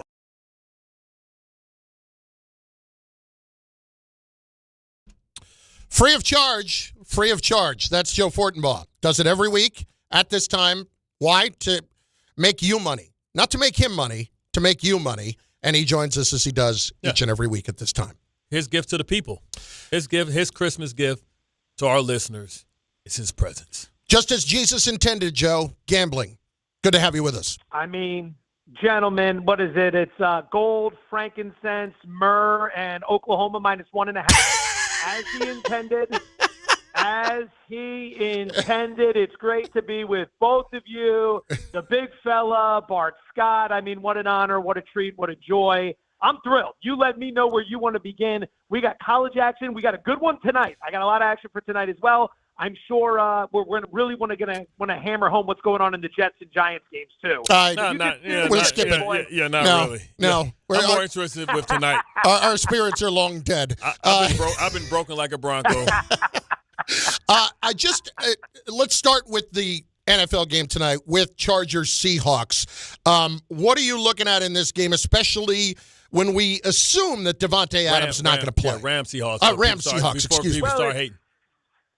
And listen, we don't tune into this show because we're looking for accuracy. Why would you want facts, Joe? You know better than anybody else. I'm not interested in that. Anyway, go ahead. All right, so let's get into it. Lions, Jags tonight. Here we go. Everything we're looking for. I like Seattle here. Money's been coming in on Seattle. The Devontae Adams injury is obviously big, but I want you to focus more on what we saw in the first meeting between these two. Okay, there are final scores that are representative of what happened in the game, and then there are final scores that can be a bit misleading. This is important to understand because the misleading final scores can offer opportunities with point spreads, whether it's the next week or in a rematch when it's divisional opponents. That's what I think we have here. So back to that first meeting. Rams win, and they win a close one, in a game where Seattle outgained them by 165 total yards. The problem? Seattle was -3 in turnover differential. And despite that, they were still lining up a 60-plus yard field goal at the end of the game to win. If we can avoid a complete Sam Darnold meltdown tonight, which is no guarantee with how he plays in big games, I like the Seahawks. Money's been coming in on them. They're -1.5 now. I think you could just play the money line if you want to avoid the 1.5 entirely. The under's taking money as well. And with that, I would play Stafford's passing yards under in this game. It's somewhere around, I think, 235, something in that neighborhood. I haven't checked in a little bit on that. But he really struggled against this defense last time. And now you got the crowd noise. It's a short week. According to Adam Schefter, they had some travel issues with the plane getting up there. Devontae Adams may be out of the mix. Bart can answer this better than I can. But the way Seattle's built to play defense, all three levels, the playmakers they have there, they are equipped to handle when the Rams want to throw the three tight end offense out there. Like, they're equipped to handle that, and if you try to switch it, they're equipped to handle that as well. They're a kryptonite here defensively. So I like the Seahawks. I lean to the under. I play Stafford's under passing yards, and I play Darnold's over passing yards because the Seattle run offense is highly inefficient, and that's where the Rams are strong on defense. But you can torch that Rams secondary as we've seen in previous weeks, and I think Darnold has a chance to do that tonight. All right, I want to hear about the some of these playoff eliminators. How about New England, Baltimore? I like your Ravens there, big fella. I like them a lot, and I think the better bet is even to play Derrick Henry over 79.5 rushing yards.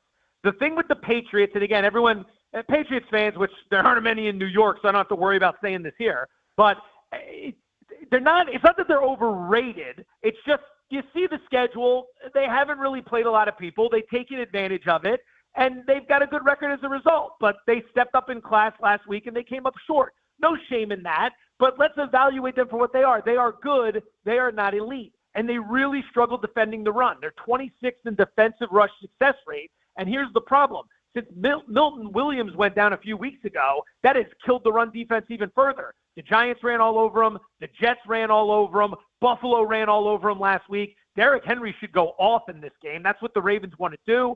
A big primetime spot for Baltimore. That's where Harbaugh thrives. It's a December game. That's where Harbaugh thrives. We're playing the Ravens here. Listen, to your point, I mean, their strength of schedule has been under 40% winning percentage for their opponents all season. It's just 374 right now. I mean, it's staggering how bad the teams are that they have been beating this year. And that's why it feels like at some point there's going to be a big smash opportunity, it feels like, going against the Patriots. Do you feel like that's the case? Yeah, that could be this game. The thing I struggle with Baltimore, and I'm betting them, don't get me wrong, the thing I struggle with the smash spot is like, hey, Baltimore, wake the hell up and go play some football. Like, damn, man, some of these games you're watching, like, I think they've won 6 of 8. It's the least inspiring 6-2 run I've ever seen in my life. Yeah. So, like, I know they're banged up, but at some point they're going to wake up, I would think. And this is a really good opportunity here. I'm going to go ahead and pivot on this one because I want to throw something out, and I bet Bart can answer this. Carlin, I don't believe you've ever played an NFL game in Denver. So if you have, correct me. You can weigh in as well. Bart, listen to this. I flew into the Denver airport once. That's it. So I'm qualified. Go ahead. Didn't care for it. Flew out immediately. Okay, so here's what I want to run by you. This year, the week after a team plays in Denver, okay? So you play in Denver, and then you got a game the following week. Yeah. Teams that have done that, 0-6 against the spread, getting their asses kicked by like 12 points per game. The only team that actually won the game the week after playing in Denver was Kansas City, but they didn't cover the spread. 1-5 straight up, 0-6 against the spread, getting blown out. And over the last 3 years, it's something like 6-18. It is brutal. It dehydrates you. It dehydrates you. Yeah, so take me through that because that's one of the reasons I like the Bears over the Packers this week. Well, it's altitude. The altitude sickness. You either go and only spend less than 24 hours there or you go there before and try and get acclimated. But you don't retain water there, so you become extremely dehydrated. And you got to think when teams go back, so when you dehydrate, you feel tired, lethargic. And a lot of people, when it's cold, and especially going back to a cold place, you naturally don't drink, right? So you don't rehydrate, and you really can't rehydrate by drinking. You have to probably try and go get an IV. I'll tell you what this is right here, gentlemen. This is how you win a Marconi. That right there. You bring the guest on. You have some nice banter, some back and forth, some jokes. The guest gives you some insight. He brings the host back in. The host knocks it out of the park. What else can we do for the great people of New York today? You tell me. You welcome. That's all we tell them. Joe Fortenbaugh with us. I got two last ones for you here. First of all, give me your best play of the first four in the college football playoff. I'm playing all the home teams, all four of them. I would probably say my favorite one. I don't know if I have a favorite one, to be honest. I like all four. I'm leaning into this. I do not think, because I haven't heard enough people talk about this, and I'm shocked by this. The home teams kicked the crap out of their opponents in the opening round last year. It's the first time we've ever seen a playoff format in college football where games were played on college campuses. That home field advantage is legit. Like, when you're in the NFL for 6 to 8 years, you understand what it's like going on the road, hostile environment. You're trained to handle some of that. I'm not saying it's easy, but when you're 19 years old and you're at College Station, Texas A&M, 100,000+ people going nuts, and you've got like 8 career road games under your belt, one of which was some game at NC State Saturday at noon that didn't mean anything. Like, this is a big environment. So last year, opening round home teams, 4-0 straight up, 4-0 against the spread. They won by 19 points per game. They beat the closing point spread by 10 points per game. That means if you were a 7-point favorite, you were winning by 17 points on average. I like Oklahoma because Alabama's one-dimensional. They really can't run the ball, and they struggle with mobile quarterbacks. Sooners only giving up 14 points per game. I like A&M because I do not trust Miami at all. Mario Cristobal in high-leverage late-game situations, hard pass. I think it's a buy low on A&M because the last time we saw them, they lost to Texas, and it left a bad taste in everybody's mouth. Oregon inside of 21, I would lay that. I think they roll James Madison. Ole Miss, I'd be a little sketchier on now that Lane's not there, but they crushed Tulane earlier in the year. I don't think Tulane is all that great to begin with. We're laying 17.5, so that's the one where I'd go a little bit less. Okay, last one. Just, obviously the next 2 weeks, people are on vacation. They're looking for bowl games to play. How much harder is it now? How much more do you have to pay attention and try to find out? How much more of a gamble is it in general when you do not know who's opting out of these bowl games and who's playing really up until the last minute in a lot of cases? What you want to do more than anything else, I mean, you want to try to stay on top of the news. If you're not going to be tracking all of this stuff, these opt-outs, because this is such a great thing. And, I mean, you got coaches leaving, all this stuff. If you're not going to track it tooth and nail, don't make big bets, right? Just maybe go look. You can find anywhere where point spreads open and where point spreads have moved to. That'll kind of show you where the money is. And then from there, you can make some determinations. But I'd say, like always, the most important thing this time of year is motivation. And we saw it last night with Delaware. Delaware just stepped up to FBS. It's their first year at the big level. It was their first bowl game. That means the world to them. Sometimes Louisiana, what does it mean to them to play in Mobile? They're in the Sun Belt. They play there every other year for a road game. That's no treat. That's no reward at the end of the season. Motivation matters more than anything else. Some teams really care about this. Some teams don't care at all, and that's where you find the striking point. Like that happened with Old Dominion. Old Dominion was a 7.5-point dog. That closed somewhere around 2, and you saw how that game played out last night. Excellent stuff. Merry Christmas. And listen, from us, just thank you. You are our own personal gambling Santa. That's what you are. Well, I love you guys, and that's no joke. Big fella, I had the pleasure to work with you for a while. Bart, I see you every Friday doing push-ups and jump rope in the green room. It means the world to me to get to watch that workout, put me in my spot for how soft and flabby I am. Gives me something to aspire to, but there's nothing I'm going to do about it, so let's be honest. But, yeah, to the great people of New York who listen to this segment, love you too. Have a wonderful holiday. Big fella, I expect some texts from you. You'll be getting them from me, and we'll just keep this thing going. He's got to deliver presents. Yeah. Maybe this year I'll send the money I owe you in Venmo to the right Joe Fortenbaugh. How about that? That was the whole thing last year when it's like, hey, you don't give me a confirmation that I sent the money. You don't give me a confirmation. Newsflash, you sent it to the wrong guy. Appreciate it, brother. Thank you. All right, boys. Love you. I'll talk to you soon. Let's So go, you sent it to Fortenbaugh. Mr. Furley? Yeah, that's last year. I'm like, listen, I'm going to put a couple $100 down on this. And, of course, I lost the bet. And so I got to send him like $250 or something later in the year. And I look in Venmo, and I'm not a detailed guy, really. And Joe sends me his Venmo handle, and then I send it to him, and I send it to the wrong Joe Fortenbaugh. First of all, how many Joe Fortenbaughs can there be? It's another one? There was. Wow. And that guy ended up with the money. You ever send it back? And I got it back. The folks from Venmo were phenomenal. Took about 2 seconds to get it back. Who knew? Anyway, Bart Carlin, ESPN New York, at noon. 880 ESPN, WHSQ, and WCBS-FM HD2, New York. A Good Karma Brands radio station.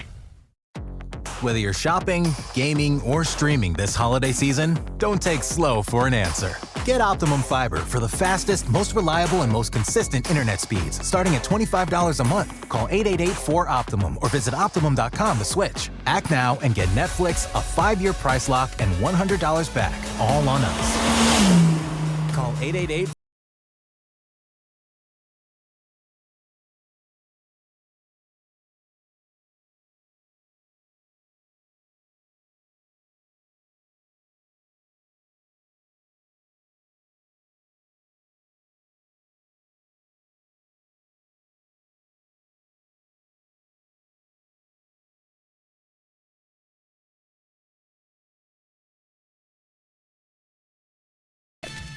Gambling problem? Call 1-800-GAMBLER. 21 plus only. Must be physically located in New Jersey. T&Cs apply.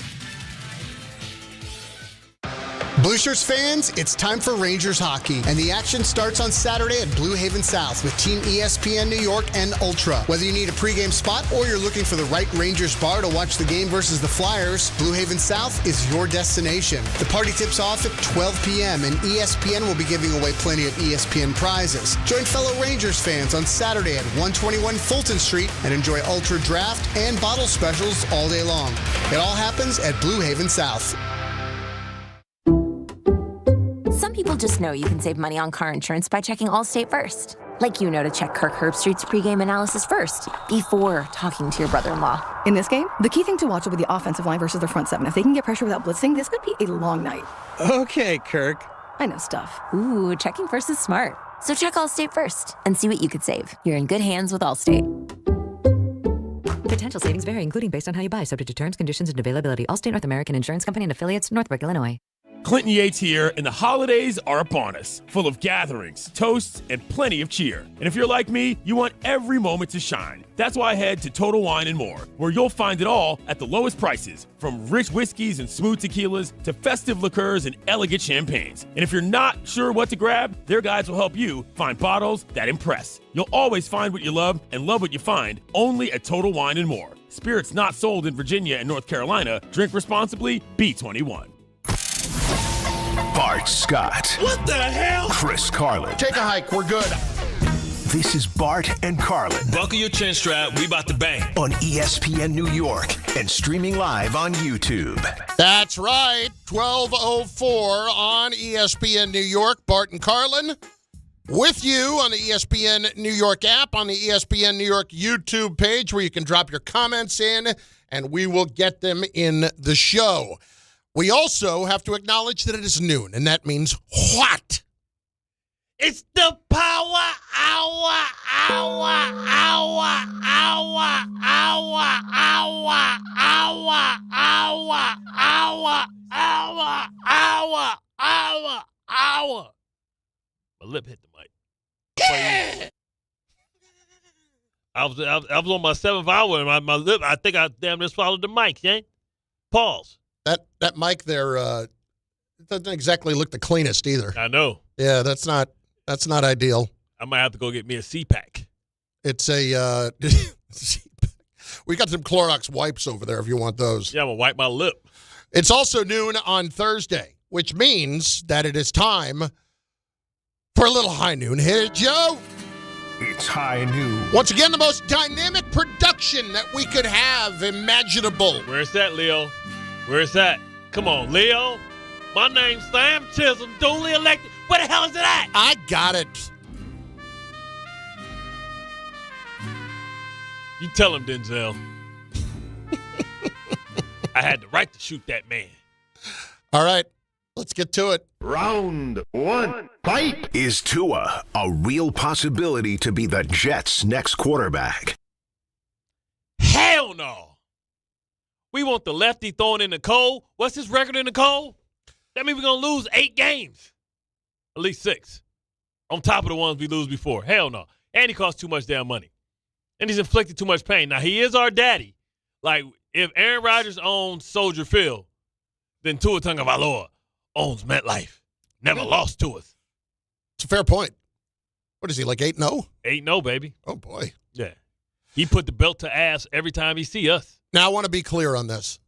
I don't want to see it happen, but I cannot rule out a damn thing right now. If Miami and Joe and I think this is realistically possible for Miami, considering what we saw in Denver a couple of years ago. Bart, I think they could actually decide to just bite the bullet 1 year and take a $99 million cap hit. What was it a few years ago? Russell Wilson was 89. 89 that they took in the 1 year? Why? Because they drafted a rookie quarterback. They went to the playoffs. Well, that's also because the problem is they're not bad enough unless Ty Simpson or somebody come out and they think they can win with Ty Simpson. Right. And they've won too many games here down the stretch of the season, which is amazing when you consider that they have now benched Tua and they've done this.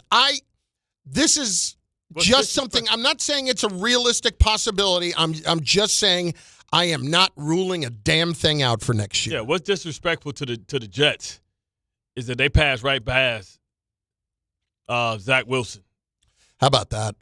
And he, by the way, a little bit chapped about it. He's a little annoyed. Why am I not playing? Come on, Zach. That just makes Joe Douglas look even worse. They went right to Quinn Ewers. Damn. Boy. Yeah, that one for Joe, that was just everything else he did pretty well. That one was rough. That and Malachi Corley. Malachi balling in Cleveland. I had to look up the other day. Who the hell's 83 on Cleveland when I'm trying to give a credit for returning a kick? Oh, Malachi Corley, damn. Look like he on that creatine too. He's big as hell. Round two, fight. Are the Knicks more likely to win a championship this year with or without Giannis? I'm going to go without. We've seen this last year with Luka, a great player teamed up with another great player. It rarely works out. The chemistry, who takes the last shot, situational basketball, situations that come up in the game. It takes time. You got to let that stew marinate. You got to let that stuff bind. You got to let that stuff root. You got to let it simmer down, cook down. I think if they mess up the continuity now, I don't think they get it back in enough time to be able to see what or get what they want. Now, it's been 2 teams to make midseason trades to win championships. And I'm not going to mention the team, but it happened twice. You can mention the team. Okay. Mark McGuire, they got rid of Adrian Dantley and brought in Isaiah's best friend, Mark McGuire. They won a championship. Actually went back-to-back after that. And then we traded for Rasheed Wallace in the middle of the season, won a championship, defeated the Lakers. It rarely happens. It hasn't happened in a long time when you have that, especially if you have to gut your team. Those players or those teams, I think it was 1 for 1. Unless they're able just to go cat straight up for Giannis, I can't see you gutting this team and everybody finding and defining their roles in a short period of time before the playoffs start. We found before last year that when they made the trade for Cat and they lost all the depth, that it did end up hurting them. Now, they still made it to the conference finals, but the depth was a concern.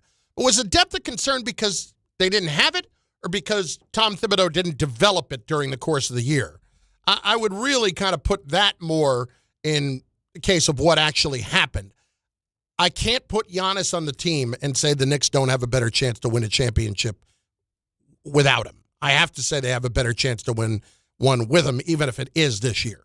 You might lose Kolick. Oh, no. I can't lose Travis Kolick. He's the straw that stirs the drink. Leo, you can push the button. Which button? Oh, the next button. Round 3. That's me. Fight. I push him. Who gives the Giants a better chance to lose to the Raiders, Winston or Dart? This is interesting. It's next week, obviously. It's not this week, but it's already the game that we are all focusing on. And frankly, Bart will be here a couple of days next week. I'll be here Monday. We'll get a little chance to talk about it, but this is going to be an amazing game. I cannot wait for Giants-Raiders at 4:05 a week from Sunday because it's obviously going to be for the number one pick. Listen, Jackson Dart better do his best job to keep these guys off his ass because Mendoza could be real tempting to a new general manager and a new coach. So listen, if you want to kill all that talk, secure that you don't get the number one pick, you get the number two pick, and hope that somebody wants to give you a first-round draft pick to move up to get more and do it that way. But we know Moore wouldn't come in and probably start in front of Dart. So you better do that, man. It's on you, Dart. Secure your survival. Survival of the fittest, man. We do not want you to get voted off the island. So you think they have a better chance to win with Dart or with Jameis? Oh, Jameis Winston, no doubt. You know what I'm saying? God has relieved him of his turnover ways. Has he? Well, his pick six ways. The pick part's still there. Yeah, the pick's there, but the six is what was killing him. You know what I'm saying? Listen, I would not rule out Jameis's ability to lose a game for you. I want to see Jameis host Saturday Night Live. He could do. You know what? If he does a good enough job in TV, I bet you he will in the next couple of years. Yeah, I want to see him do it. I absolutely think that could happen. I mean, didn't Travis, I know, hosted? Didn't Jason host too? I don't know if Jason hosted last year or not. He got involved when Travis hosted. I know that. I tell you what, Peyton Manning throwing the football hard as hell at the little kids. That was funny. Greatest first. That was funny. Better than anybody. Yeah. What is it? Play dodgeball? Just kill him. Getting a little kid so he can hit on the girl. You lost your mommy? Let's see if we can go find her. Yeah, man. Peyton Manning's underrated. Let me help. Peyton's everything that you expect Tom Brady to be.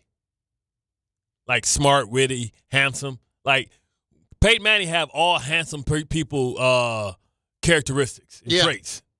Well, I would say this. I cannot for a moment believe that Jameis would not give you the better chance to lose the game. And if that's the case, I'm sorry, Jackson's going to take a seat. Your arm hurts. Oh, boy, that shoulder hit you took last week, the one that was unnecessary, that looks worse. We better get a look at that. We better put you under, get a little imaging on that, as they say. I don't know, man. Jameis, strong arm, cut through the wind, the cold weather don't really matter to him, what he did in Pittsburgh last year with the snow. It can be exciting with Jameis. I'm not denying that. And I love the fact that we've gotten to see him play a little bit, but I also know that Jameis could give it away. Listen, they had a chance to beat the Packers. They did have a chance to beat the Packers. And what happened? Jameis got picked in the end zone when they're trying to come back and win the game and tie the game. Oh, that was the dude not cutting back on the route, man. But it still happened. Oh, man. It still happened. Everything goes on the quarterback's permanent record. Well, it's unfortunate, but it's true. And I think Jameis has thrown enough interceptions that have been his fault that I'm still comfortable saying he could give it away. Yeah, just ask Bruce Arians. Bart Carlin on ESPN New York and on the ESPN New York app. We have a lot of calls today that we have taken in regards to the Jets situation with Aaron Glenn. Mike Florio somehow believing that there's a chance that he could still get fired after 1 year, which I just do not buy for a second. There's also something else that you have been itching to get to, and that has to do with Bud Crawford yesterday packing it in. I think when one of the all-time greats decides to retire and ride off into the sunset, I think we all should acknowledge it. I don't care what sport it is.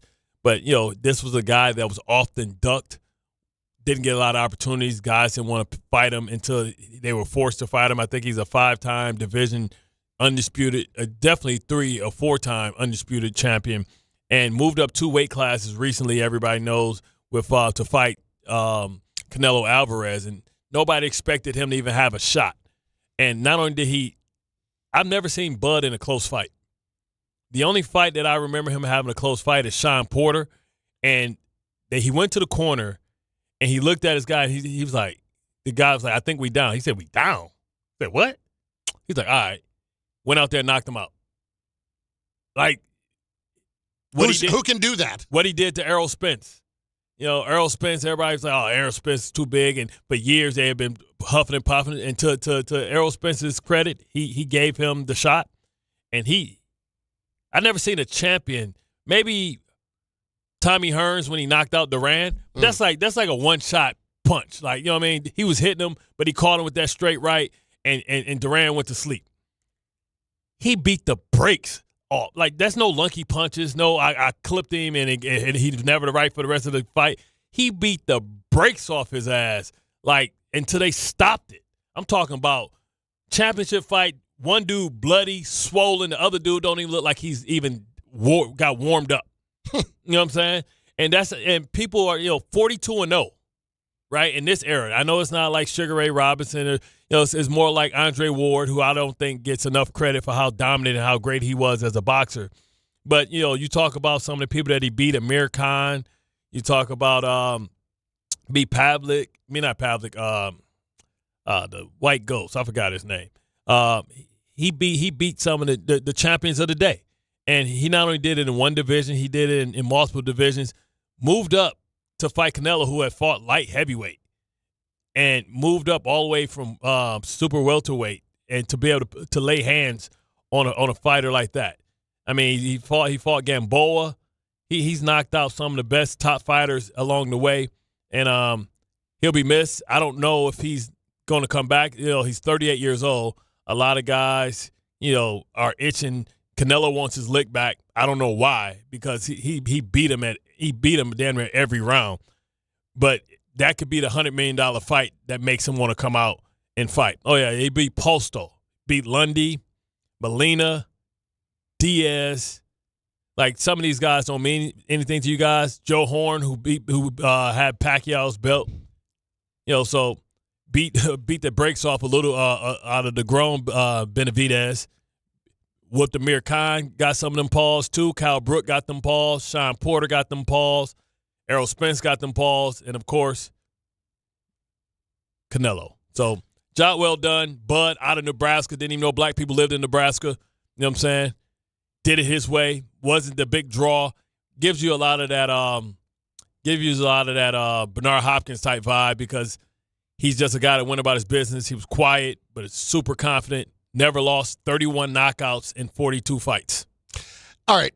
So as someone that is the casual boxing fan and used to just pay attention when it was, when the heavyweights were at their best, okay? Yeah. And then they lost me for a while. Put into context for me. I'm not going to sit here and try to pretend like I know anything remotely good enough about Bud Crawford to comment on this. I'll fake my way through a lot of other crap, like the NFL. But this, I can't fake my way through this. Honestly, try to put into context for me what makes him, basically, is it because he beat all of the greats of his day? And I guess my question to follow that would be, were there really a lot of greats in his day to beat? Well, like Cal Brook was a skilled fighter.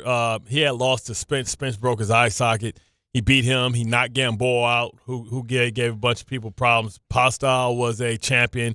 Spence was a champion, was an undisputed champion. Porter was a champion. This isn't like, it's when he beat Canelo, that's like the movie Four Kings, where you had Duran, Hearns, Sugar Ray, and Hagler. He beat a champion that was 2 times his size. He moved up to super middleweight. He was fighting at welterweight. That's like the difference of 20 pounds. And people thought he was going to get hurt. He sat in the pocket. He outbanged Canelo Alvarez, who's going to go down as the first ballot Hall of Famer. This puts him in rarefied air, so much so that even some of the greats are speculating that maybe he may be better than Floyd Mayweather. That really? If they would have fought each other in their prime. But because his ability to switch from left hand, he would switch from southpaw to orthodox often. That means same weight class, same close enough. Yeah, absolutely. Yeah, okay. They welterweight. Okay. Floyd started off in lightweight and moved up. They right. I was going to say, it felt like again, don't know anything about it. When Floyd fought De La Hoya, nothing. When Floyd fought De La Hoya, remember De La Hoya was like a middleweight. He fought Bernard Hopkins and stuff like that, and Bernard Hopkins was always a middleweight. So Floyd moved up and down too. So I mean, I think he's like the only, maybe Pacquiao, the only person to unify all the ties. Take all the belts. Like, you got all these belts. He took him in 4 different divisions, unified all of them in 4 different divisions. That means he beat every champion in that division and moved up and did it again. And then this one, he took all the Canelos because Canelo had all the super middleweight belts. That's like watching, like saying, okay, Sugar Ray Leonard is going up to fight Evander Holyfield at light heavyweight. So the only thing that would bring him back would be a $100 million fight that he could get. Probably. Is it Spence again, or what is it? It's Canelo. It's Canelo? It's if Canelo wants to go out. Canelo's done it, too. He's fought at different weight classes and moved all the way. Remember, Canelo first loss was to Floyd Mayweather when he was like 19 years old. And then he moved up all the way up to win and unify the light the super middleweight. So this would be equivalent to like guys moving all the way up from like 4 weight divisions. Right? So, I mean, he's one of the best to ever do it, but he'll never get the credit because he didn't have those wars. Because whenever he fought people that were great, like they would have loved if this Canelo fight was like Hearns and Sugar Ray, where Sugar Ray was down and he had to come back and knock out Tommy Hearns in the 15th round. Like, but it wasn't like that. He just beat Canelo every round. And it looked like it was easy. Yeah. And people thought he was crazy. People thought he was going to get hurt. And he damn near won every round. And everybody remembers the one when he hit Canelo. Canelo looked like, woo. Like, what? Them hands, he was fighting power for power. Like, when he was in the pocket, wasn't no running. Wasn't like he was trying to circle the ring. And Spence, man, he beat the brakes off Spence. I'll tell you what. He beat Spence so bad. He fought Errol Spence in 2023. Errol Spence ain't fought since. That's how long. Him out. That's how long he had it, and he's been saying he's gonna come back. But that ass kicking said I need to rest for 3 years. 3 years. Now listen, this was the champion. Yeah. 3 years. He got his ass. Well, it'd be 3 years in a couple months. Listen, I want to get. It was a special athlete, man. I've never. When we've talked about this, I've never been to a fight. Oh man, we got to go. I would love to go to a fight. I mean, it doesn't matter who's on it. I would love to go. A lot of people gonna want to watch Jake Paul get knocked out. I saw the headline for that the other day. Anthony Joshua, like, come on, man. Anthony Joshua. Anthony Joshua should beat the crap out of him, right? But it has to be some type of special rules. You think it's a fix? It's got to be some special rules. You can't knock me out too bad or something like that, man. Because, like, come on. Like, he went from listen, this is extreme. He went from trying to fight Tank Davis at 5'6", 140 to fighting Anthony Joshua at like 6'4". Come on. Like, come on, man. And, like, I think Tyson Fury said it all. Man, this is a joke. And this is why people don't take boxing serious. Because here you are, former 2-time heavyweight champion of the world, lowering yourself down to fight a YouTuber. And why is he doing it? Money, of course. $100 million. Yeah, of course. Of course. But that's the thing is, like, what's the point if we're just – listen, you don't have the best fighting the best. Now, what you do have – I got more respect for Logan Paul going into professional wrestling because this is almost – You're trying to sell this to me as if it's real, but it is more professional wrestling. It feels like. But I mean, he's all in, and that's because it feels like there was a plan with Tyson the whole thing when he did that. You know? Yeah. Come on, man. But fought Tyson got us about all that stuff, but it is a real fight coming up. 2 fighters in their prime, and you should watch it. I don't know where it's going to be, but Teofimo, who's from here, I believe, and Shakur Stevens, who's from New Jersey. Like, he's like the next guy. He's like Sugar Ray Leonard. He's a handsome young kid. He used to have a gap. He fixed his gap, got dimples. He's from Jersey, and he is special. He may be the next Bud Crawford. Hey, don't forget, Friday night, 8 o'clock, Alabama, Oklahoma. It is the first of the college football playoff games, and it'll be on 10:50 a.m., and we'll be joining Progress on 880 following the Knicks. You can also watch that game on ESPN TV and ABC 7. Then on Saturday, got it noon, Miami, Texas A&M on 1050. You can watch it on ESPN or on ABC 7. 3:30, Tulane and Ole Miss on 880 and 1050. And then 7:30, James Madison, Oregon can be on 880 and 1050. You can hear them all there. So we've got you covered all weekend long on the college football playoff. Bart Carlin, ESPN New York, and on the ESPN New York YouTube page. The winter savings event is right now at Bay Ridge Mazda. Lease the 2025 Mazda CX-30S for as low as $169 per month, or the 2025 Mazda CX-5. Select for as low as $229 per month and get as low as 0.9% APR financing rates on select model. Plus, enjoy 1 year complimentary of Bay Ridge Plus benefits like ding and dent coverage, key replacement, windshield protection, and roadside assistance. Visit them in Brooklyn or online at BayRidgeMazda.com. Bay Ridge Mazda, where confidence comes standard. See dealer for details. If you've been injured in an accident that wasn't your fault, then you need a lawyer who knows New York's unique personal injury and workers' compensation laws. At the Parisman Firm, they have decades of experience handling all types of accident cases and a proven track record of delivering huge results. Their team has already recovered nearly $1 billion for injured New Yorkers. From construction to car accidents and slips and falls, they've got you covered. Call the Parisman Firm now at 718-WORKERS, where your case is their cause. Get the justice you deserve today. New York Lottery's holiday scratch-off games are the perfect gift for everyone on your list. Like me, your Aunt Jules. I told you I didn't need a gift this year, but I secretly really want one. Or me, your neighbor Frank. I hope you didn't forget I'm coming to your holiday party tonight. Or me. Why does no one ever think of the voiceover guy? Anyway, New York Lottery's holiday scratch-off games have more winners and top prizes up to $5,000. Please play responsibly. Must be 18 plus. Gambling problem? Call 1-877-HOPE-NY or text HOPE-NY.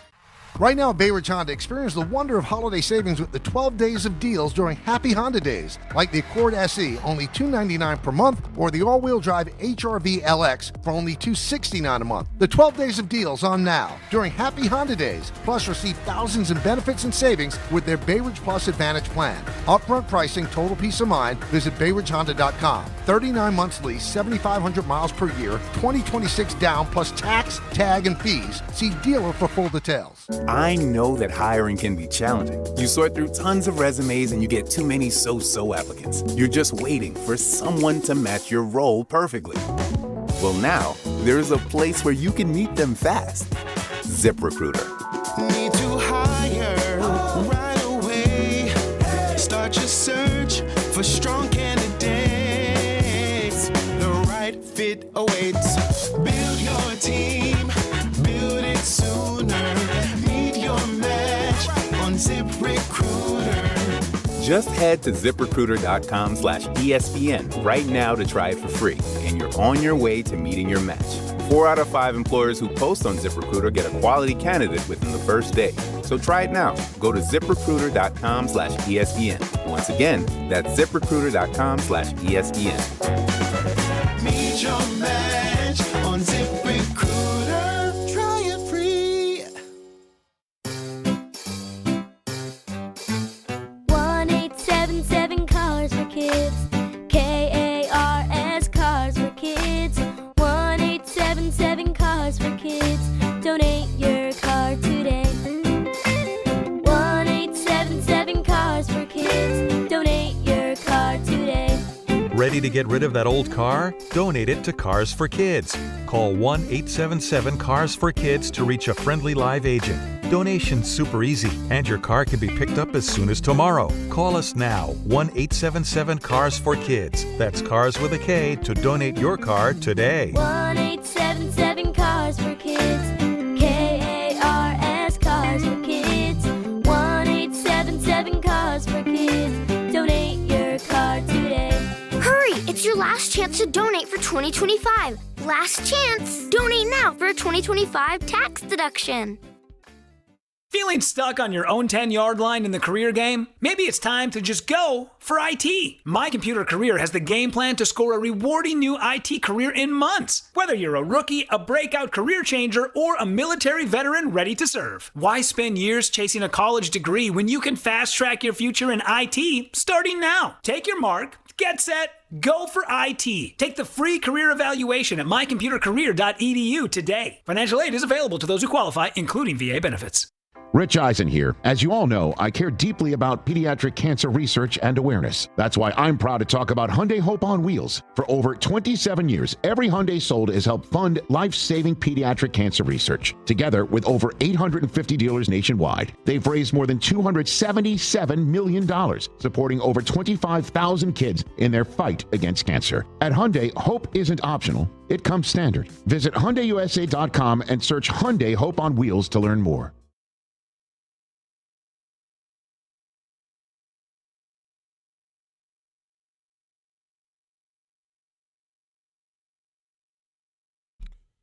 Bart Carlin on ESPN New York, on the ESPN New York YouTube page, where you can watch the show and you can comment. We'll get some of those comments in here in a couple of minutes. Bart just said that we've got like one of these wacky holiday videos that we're sending out. Like we did the Full House thing a few weeks ago. We're doing like another one, or a few months ago. We're doing like another. Yeah, I do my acting skills. Yeah, another wacky holiday video on social media. Wow, Mark McCarthy been in Iceland or Greenland? He looked transparent. Mike McCarthy is on the Pat McAfee show as we speak, and he looks exactly like me. This is not good for him or for me. It's neither one of us. But he has hair, right? Like, I think underneath. I think he does have hair. But nice hair too. I think. But let me let you in on a little secret, okay? He's wearing the hat. Yeah. And he wears the hat all the time. All the time. People who wear the hats all the time, it's in the process of disappearing, and they're hiding it. But that's what I used to think. No. You know who's doing it now? DiPietro. Rick is wearing a hat all the time. He does? Rick, he's losing it? He can. Let's put it this way. I think the hair situation has caught Rick's attention. Let's put it that way.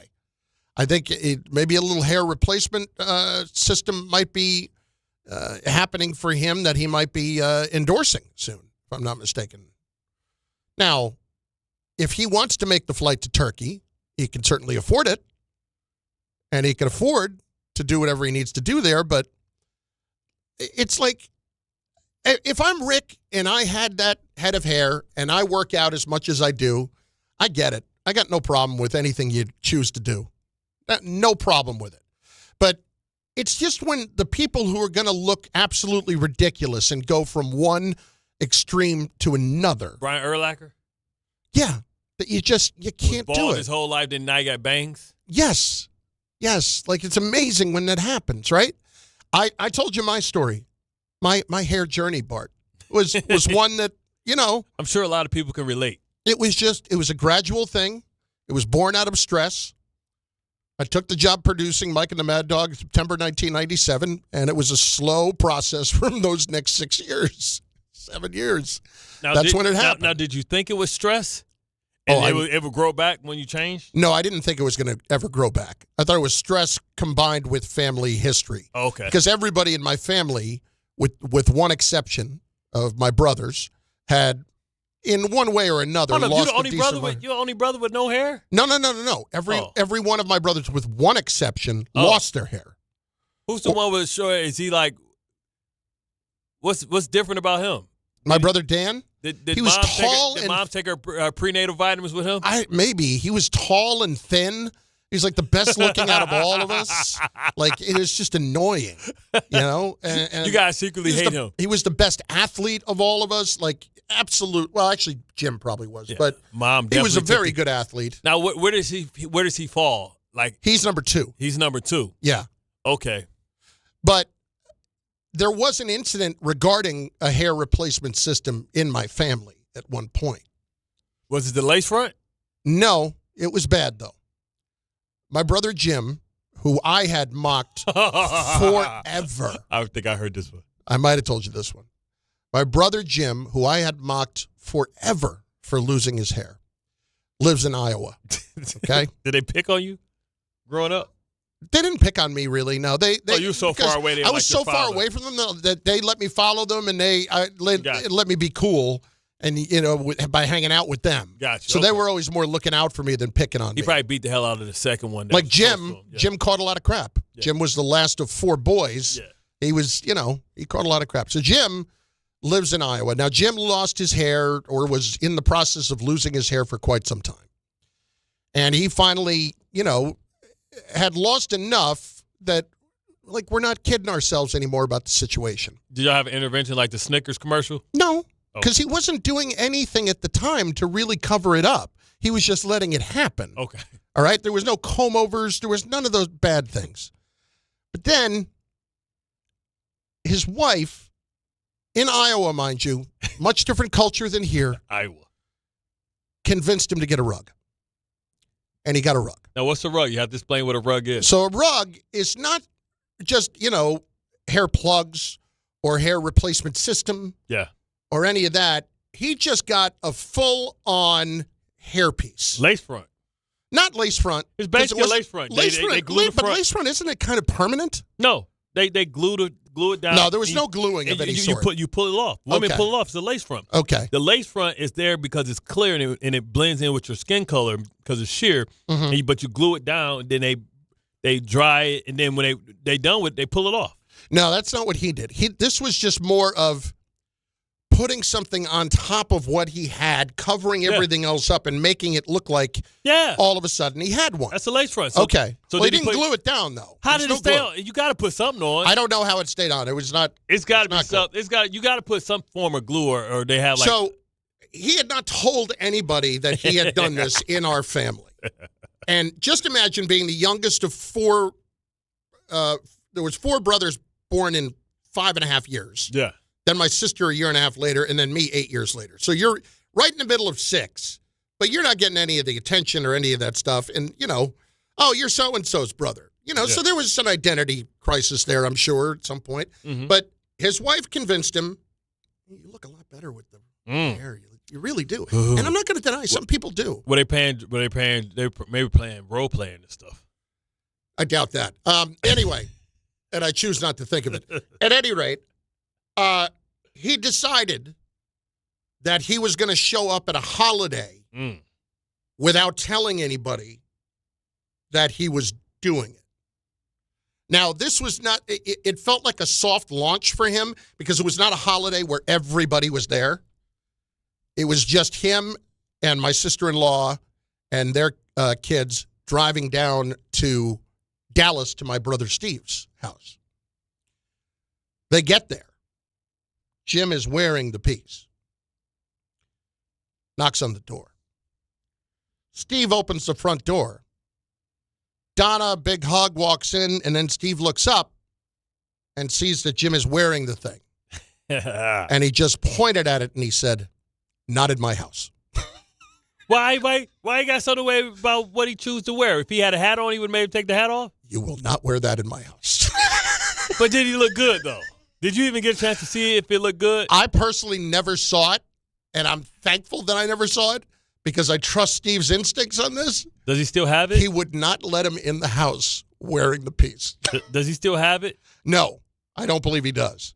And if he does, like every time I see him, he's not wearing it. But no, I think he gave up on that. But now it's new technology. He can make a comeback. I mean, if he chose to, I would not put it past my brother to fly to Turkey to get the hair taken care of. Send him to Turkey, man. I would not put it past him. I would not. Now, is this the brother that maybe competed with the other brother that was a good athlete? So, do they kind of compete against each other and everything? They were the two best athletes. They didn't compete against each other a lot, but there was another thing. Like, he was the best athlete of all of us. Right. Jim was. Exactly. And there is a distinct memory of mine. He played wide receiver for the high school football team. Yeah.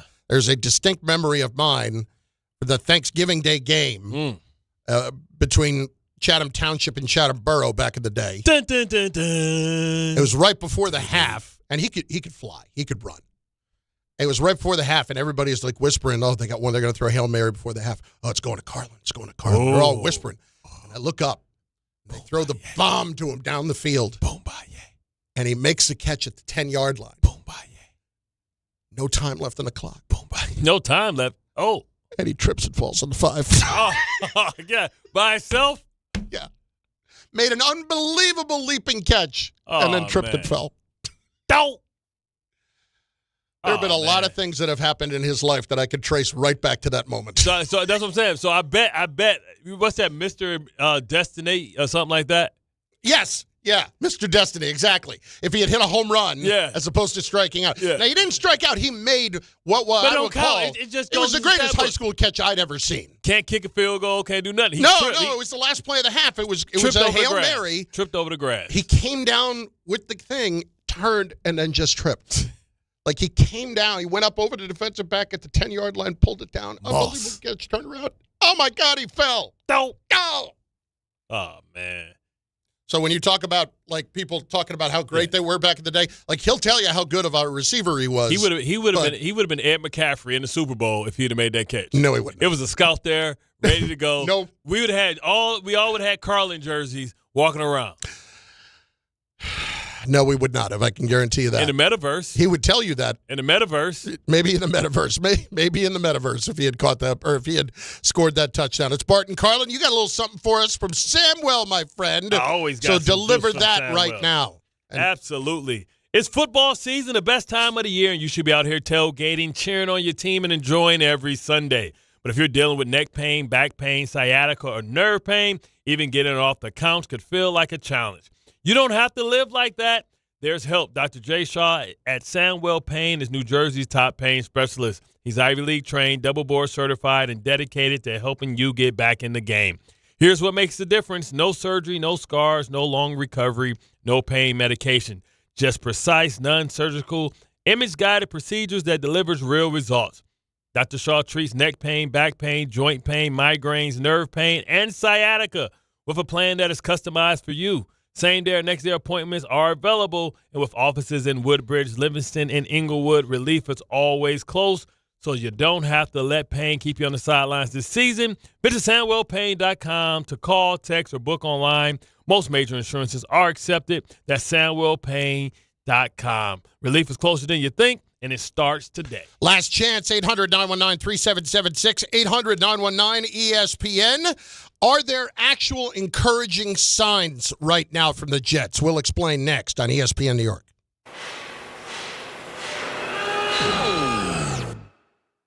When equipment breaks down and operations come to a halt, every single second counts. So why is your maintenance team spending 60% of their time doing anything but turning wrenches? MaintainX is the AI-powered maintenance and asset management system that helps your team get back to actually fixing breakdowns. No more searching for manuals. No more hunting down parts. No more drowning in paperwork. With MaintainX, your team can access manuals from anywhere, create new procedures in minutes, and turn voice notes into clear and complete work order feedback. What used to take hours now only takes minutes. Keep your operations moving, not your paperwork. Join over 11,000 maintenance teams that are already fixing more and filing less. Try MaintainX for free today. Go to maintainx.com/AI. That's maintain and the letter x.com/AI. Hey, New York and New Jersey. Commitment issues? No problem. Now you can get unlimited talk, text, and data for $25 a month forever, as in for life. Switch now at boostmobile.com. After 30 gigabytes, you may experience slower speeds. Pay $25 a month as long as you stay on the Boost Mobile Unlimited plan. Hey, it's Michael Kay talking to you about my friends at PC Richard & Son. They're local, family-owned, and I trust them, and you can too. Right now, save on all holiday gifts for everyone on your list. And with their holiday price guarantee, your price is protected. If the price goes lower from now through December 24th, they will match it. You can't beat it. Plus, you get fast and free delivery. PC Richard & Son, the company you could trust for over 116 years. Free delivery excludes Manhattan. New York Presbyterian treats more heart patients than any other hospital in New York. From common to complex conditions, our cardiologists and heart surgeons are pioneers in advanced heart care, leading the way in minimally invasive treatments for faster recovery times. Find a doctor at nyp.org/heart. Stay amazing. New York Presbyterian. New York Presbyterian Hospital based on U.S. News and World Report 2025 to 2026 Cardiology, Heart, and Vascular Surgery Rankings. There's a lot of reasons why people buy at Ramsey Mazda. It's their selection, it's their customer service, and it's their savings. During the More to Move You event, lease a new 2025 Mazda CX-5 2.5S all-wheel drive for $229 for 36 months. Start shopping now at RamseyMazda.com. Choose wisely. Choose Ramsey Mazda. Call 833-853-2970 for details. VIN S077553, MSRP $30,920. Zero security deposit. Ends 1/2/26. For over 100 years, Slomin's has been your trusted partner in comfort. When it comes to home heating oil, we deliver more than just quality fuel. We deliver peace of mind. With price protection, automatic deliveries, 24/7 service, and up to 30 days to pay your invoice. Our dedicated team is just a call away, ensuring you stay warm and comfortable all winter long. Sloman's, New York and New Jersey's largest heating oil provider, proudly serving our community for generations. Give us a call today at 866-GET-HEAT or visit oil.slomans.com.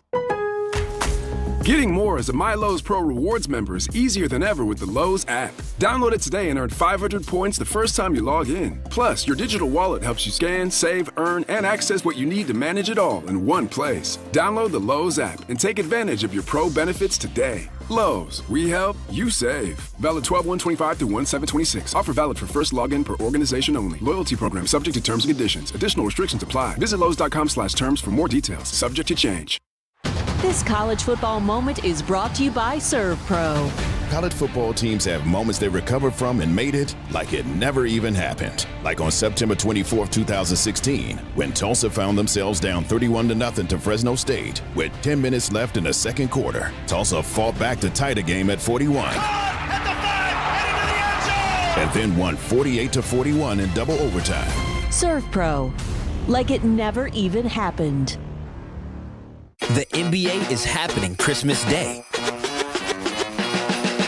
5 games, 1 unforgettable lineup. That's what Christmas is all about. Buckets for breakfast, breakaways for dessert.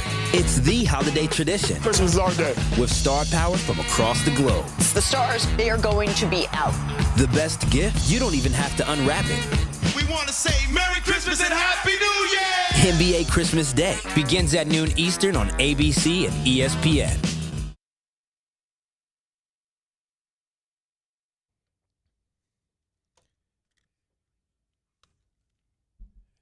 Number one MC, I vote for Rakim as the best MC in New York history. Him and Coogee rap. Just because I want to piss off some New York people. Bart Carlin on ESPN New York and on the ESPN New York YouTube page.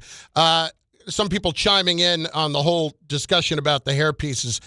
Johnny Blaze, they could sew a carpet on your head now with the technology. Yeah, man. that they have. But what you're describing is what women would call lace fronts. They just usually didn't have one for women. You take it and you put it above your head and you just tape the front. But back in the day, I don't know how I don't think he glued anything. Yes, it was the George Costanza thing. Is what my brother put on. Bro, you have to glue it. It's like temporary glue. It's not glue that stay forever, so you can get it off. But if not, it would just slide and move all the time. Right. People used to have hair pieces and actually work out with the hair pieces and actually run and do stuff. If that was the case, it would just fall off your head like my hat. I told you, I knew somebody who used the spray, the spray that was the fake hair. And he would cover it up so much that there was one time somebody saw him at the gym. Yeah. And he went to get on the scale to weigh himself completely naked, except for a hat. Well, everybody knows you take a half a pound off for the hat. Like, I need to lose some more weight. Let me shave all the hair off.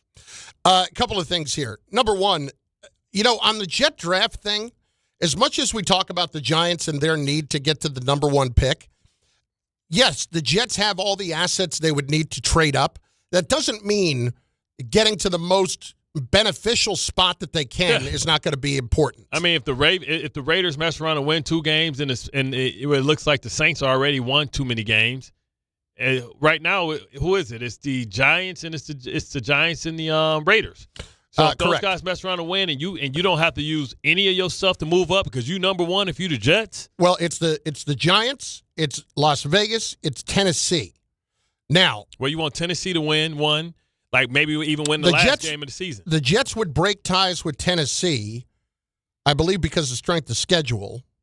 Tennessee's one behind. Their winning percentage of the teams that they play is higher than the one of the Jets. The higher winning percentage. In other words, you played a tougher schedule, you get less of the benefit of the doubt as being a bad team and a lower pick. So, So here, for instance, Cleveland is 3-11, and their strength of schedule, in other words, their opponents, has a winning percentage of .485. The Jets, their opponents have a winning percentage of .536. So Cleveland gets the better pick based on the fact that they lost to weaker teams. Okay. Yes. So basically, that can change if the people that they play start winning games. The Jets will be very close to the Giants if they actually tied, because the Jets are at 536 right now. The Giants are at 536 right now. Okay, so we need the Jets to lose out, and then basically we need a couple of Tennessee opponents. You need to the win. Giants to win a game, and the Giants right now, again, just 2 wins with Las Vegas and Tennessee. Giants can't. You need the Giants to beat the Raiders, and then you need the Raiders to beat somebody by mistake. That would help.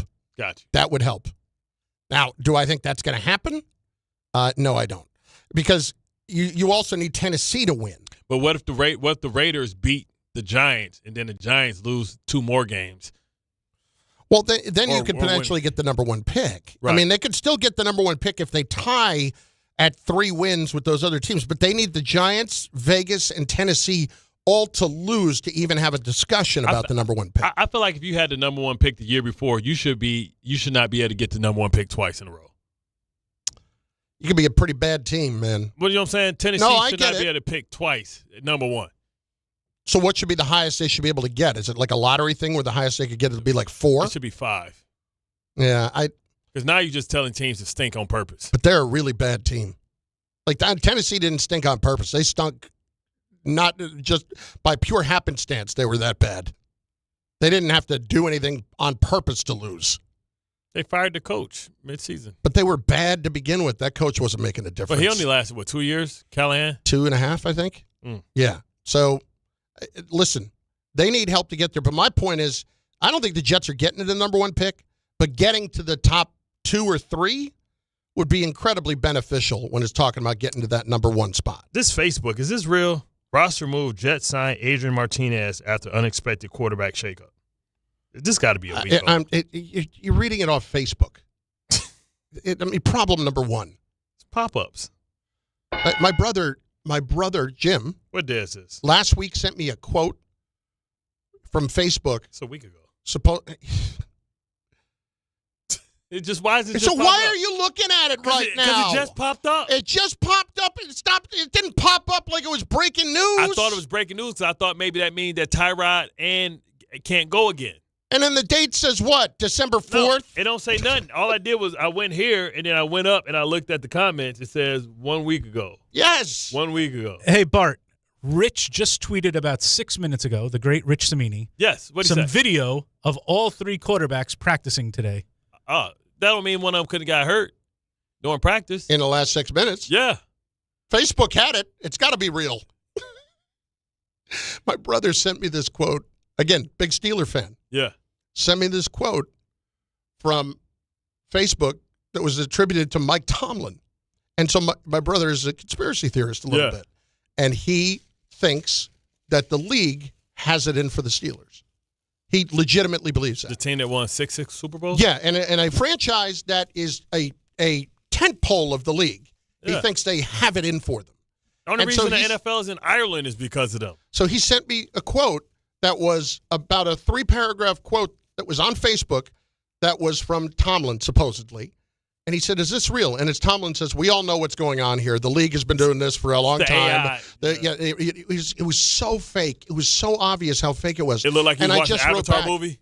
It was the same week when somebody asked him what he thought of the quarterback play. And he said, what do you think? Yeah. You know, when Rodgers played poorly. Yeah. And he's like, is this real? Did he say this? And I said, no, that's fake. That's when you're getting your news from Facebook. Mm-hmm. At times, it's not the best thing to do. Fake news. And so he wrote back, well, it feels real. Well, if it feels real, then it's real. Placebo. Oh, my God. Don't forget, Game Time is brought to you by our good friends at Tullamore Dew Irish Whiskey, because when it's game time, it's Tully time. Knicks are in Indiana, 7 o'clock tonight. They're going to be in that post-NBA Cup glow. Coverage begins 6:30 right here on 880 ESPN. 7:30, Nets hosting the Heat at Barclays Center. And at 8, Rangers are in St. Louis to play the Blues. Coverage begins at 7:30 on 1050 ESPN. Tullamore Dew is the original triple distilled, triple blended, triple cask matured Irish whiskey. Be sure to grab a Tullamore Dew or try the new Tullamore Dew Honey during today's action. Glasses up to enjoying Tullamore Dew responsibly. All right, tonight we talked about it a little bit with Joe. You've got the Seahawks. You've got the Rams. Where are you on this game tonight? Because this is a massive – Al Michaels got to be happy because this might be the best Thursday night game he's gotten in a few years. Yeah, they've had a couple this year. They had Houston and somebody the other day. Well, between these two, these are two legit 11-3 teams. Yeah, this might be the best records that we've ever had on Thursday Night Football. This is going to be interesting, man. Can Sam Darnold come back? He's come back to earth lately. Can he kind of regain that swagger that he had early in the season? And also, I want to see if Njigba can come close. Can he keep pushing? I think between him and Puka Nacua, this is 1 and 2 as far as receiving yards in the NFL. Puka missed a couple games, so it's kind of unfair.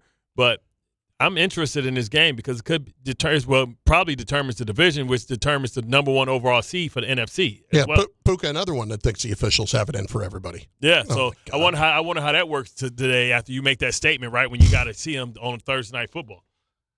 I think the great Foghorn Leghorn said that guy, he's about as sharp as a sack of wet mice. Yeah, don't do the dance, dog. Don't do the dance. It's Bart Carlin. The great Michael Kay is next on ESPN New York. Listen up, football fans. You won't want to miss this. Right now, new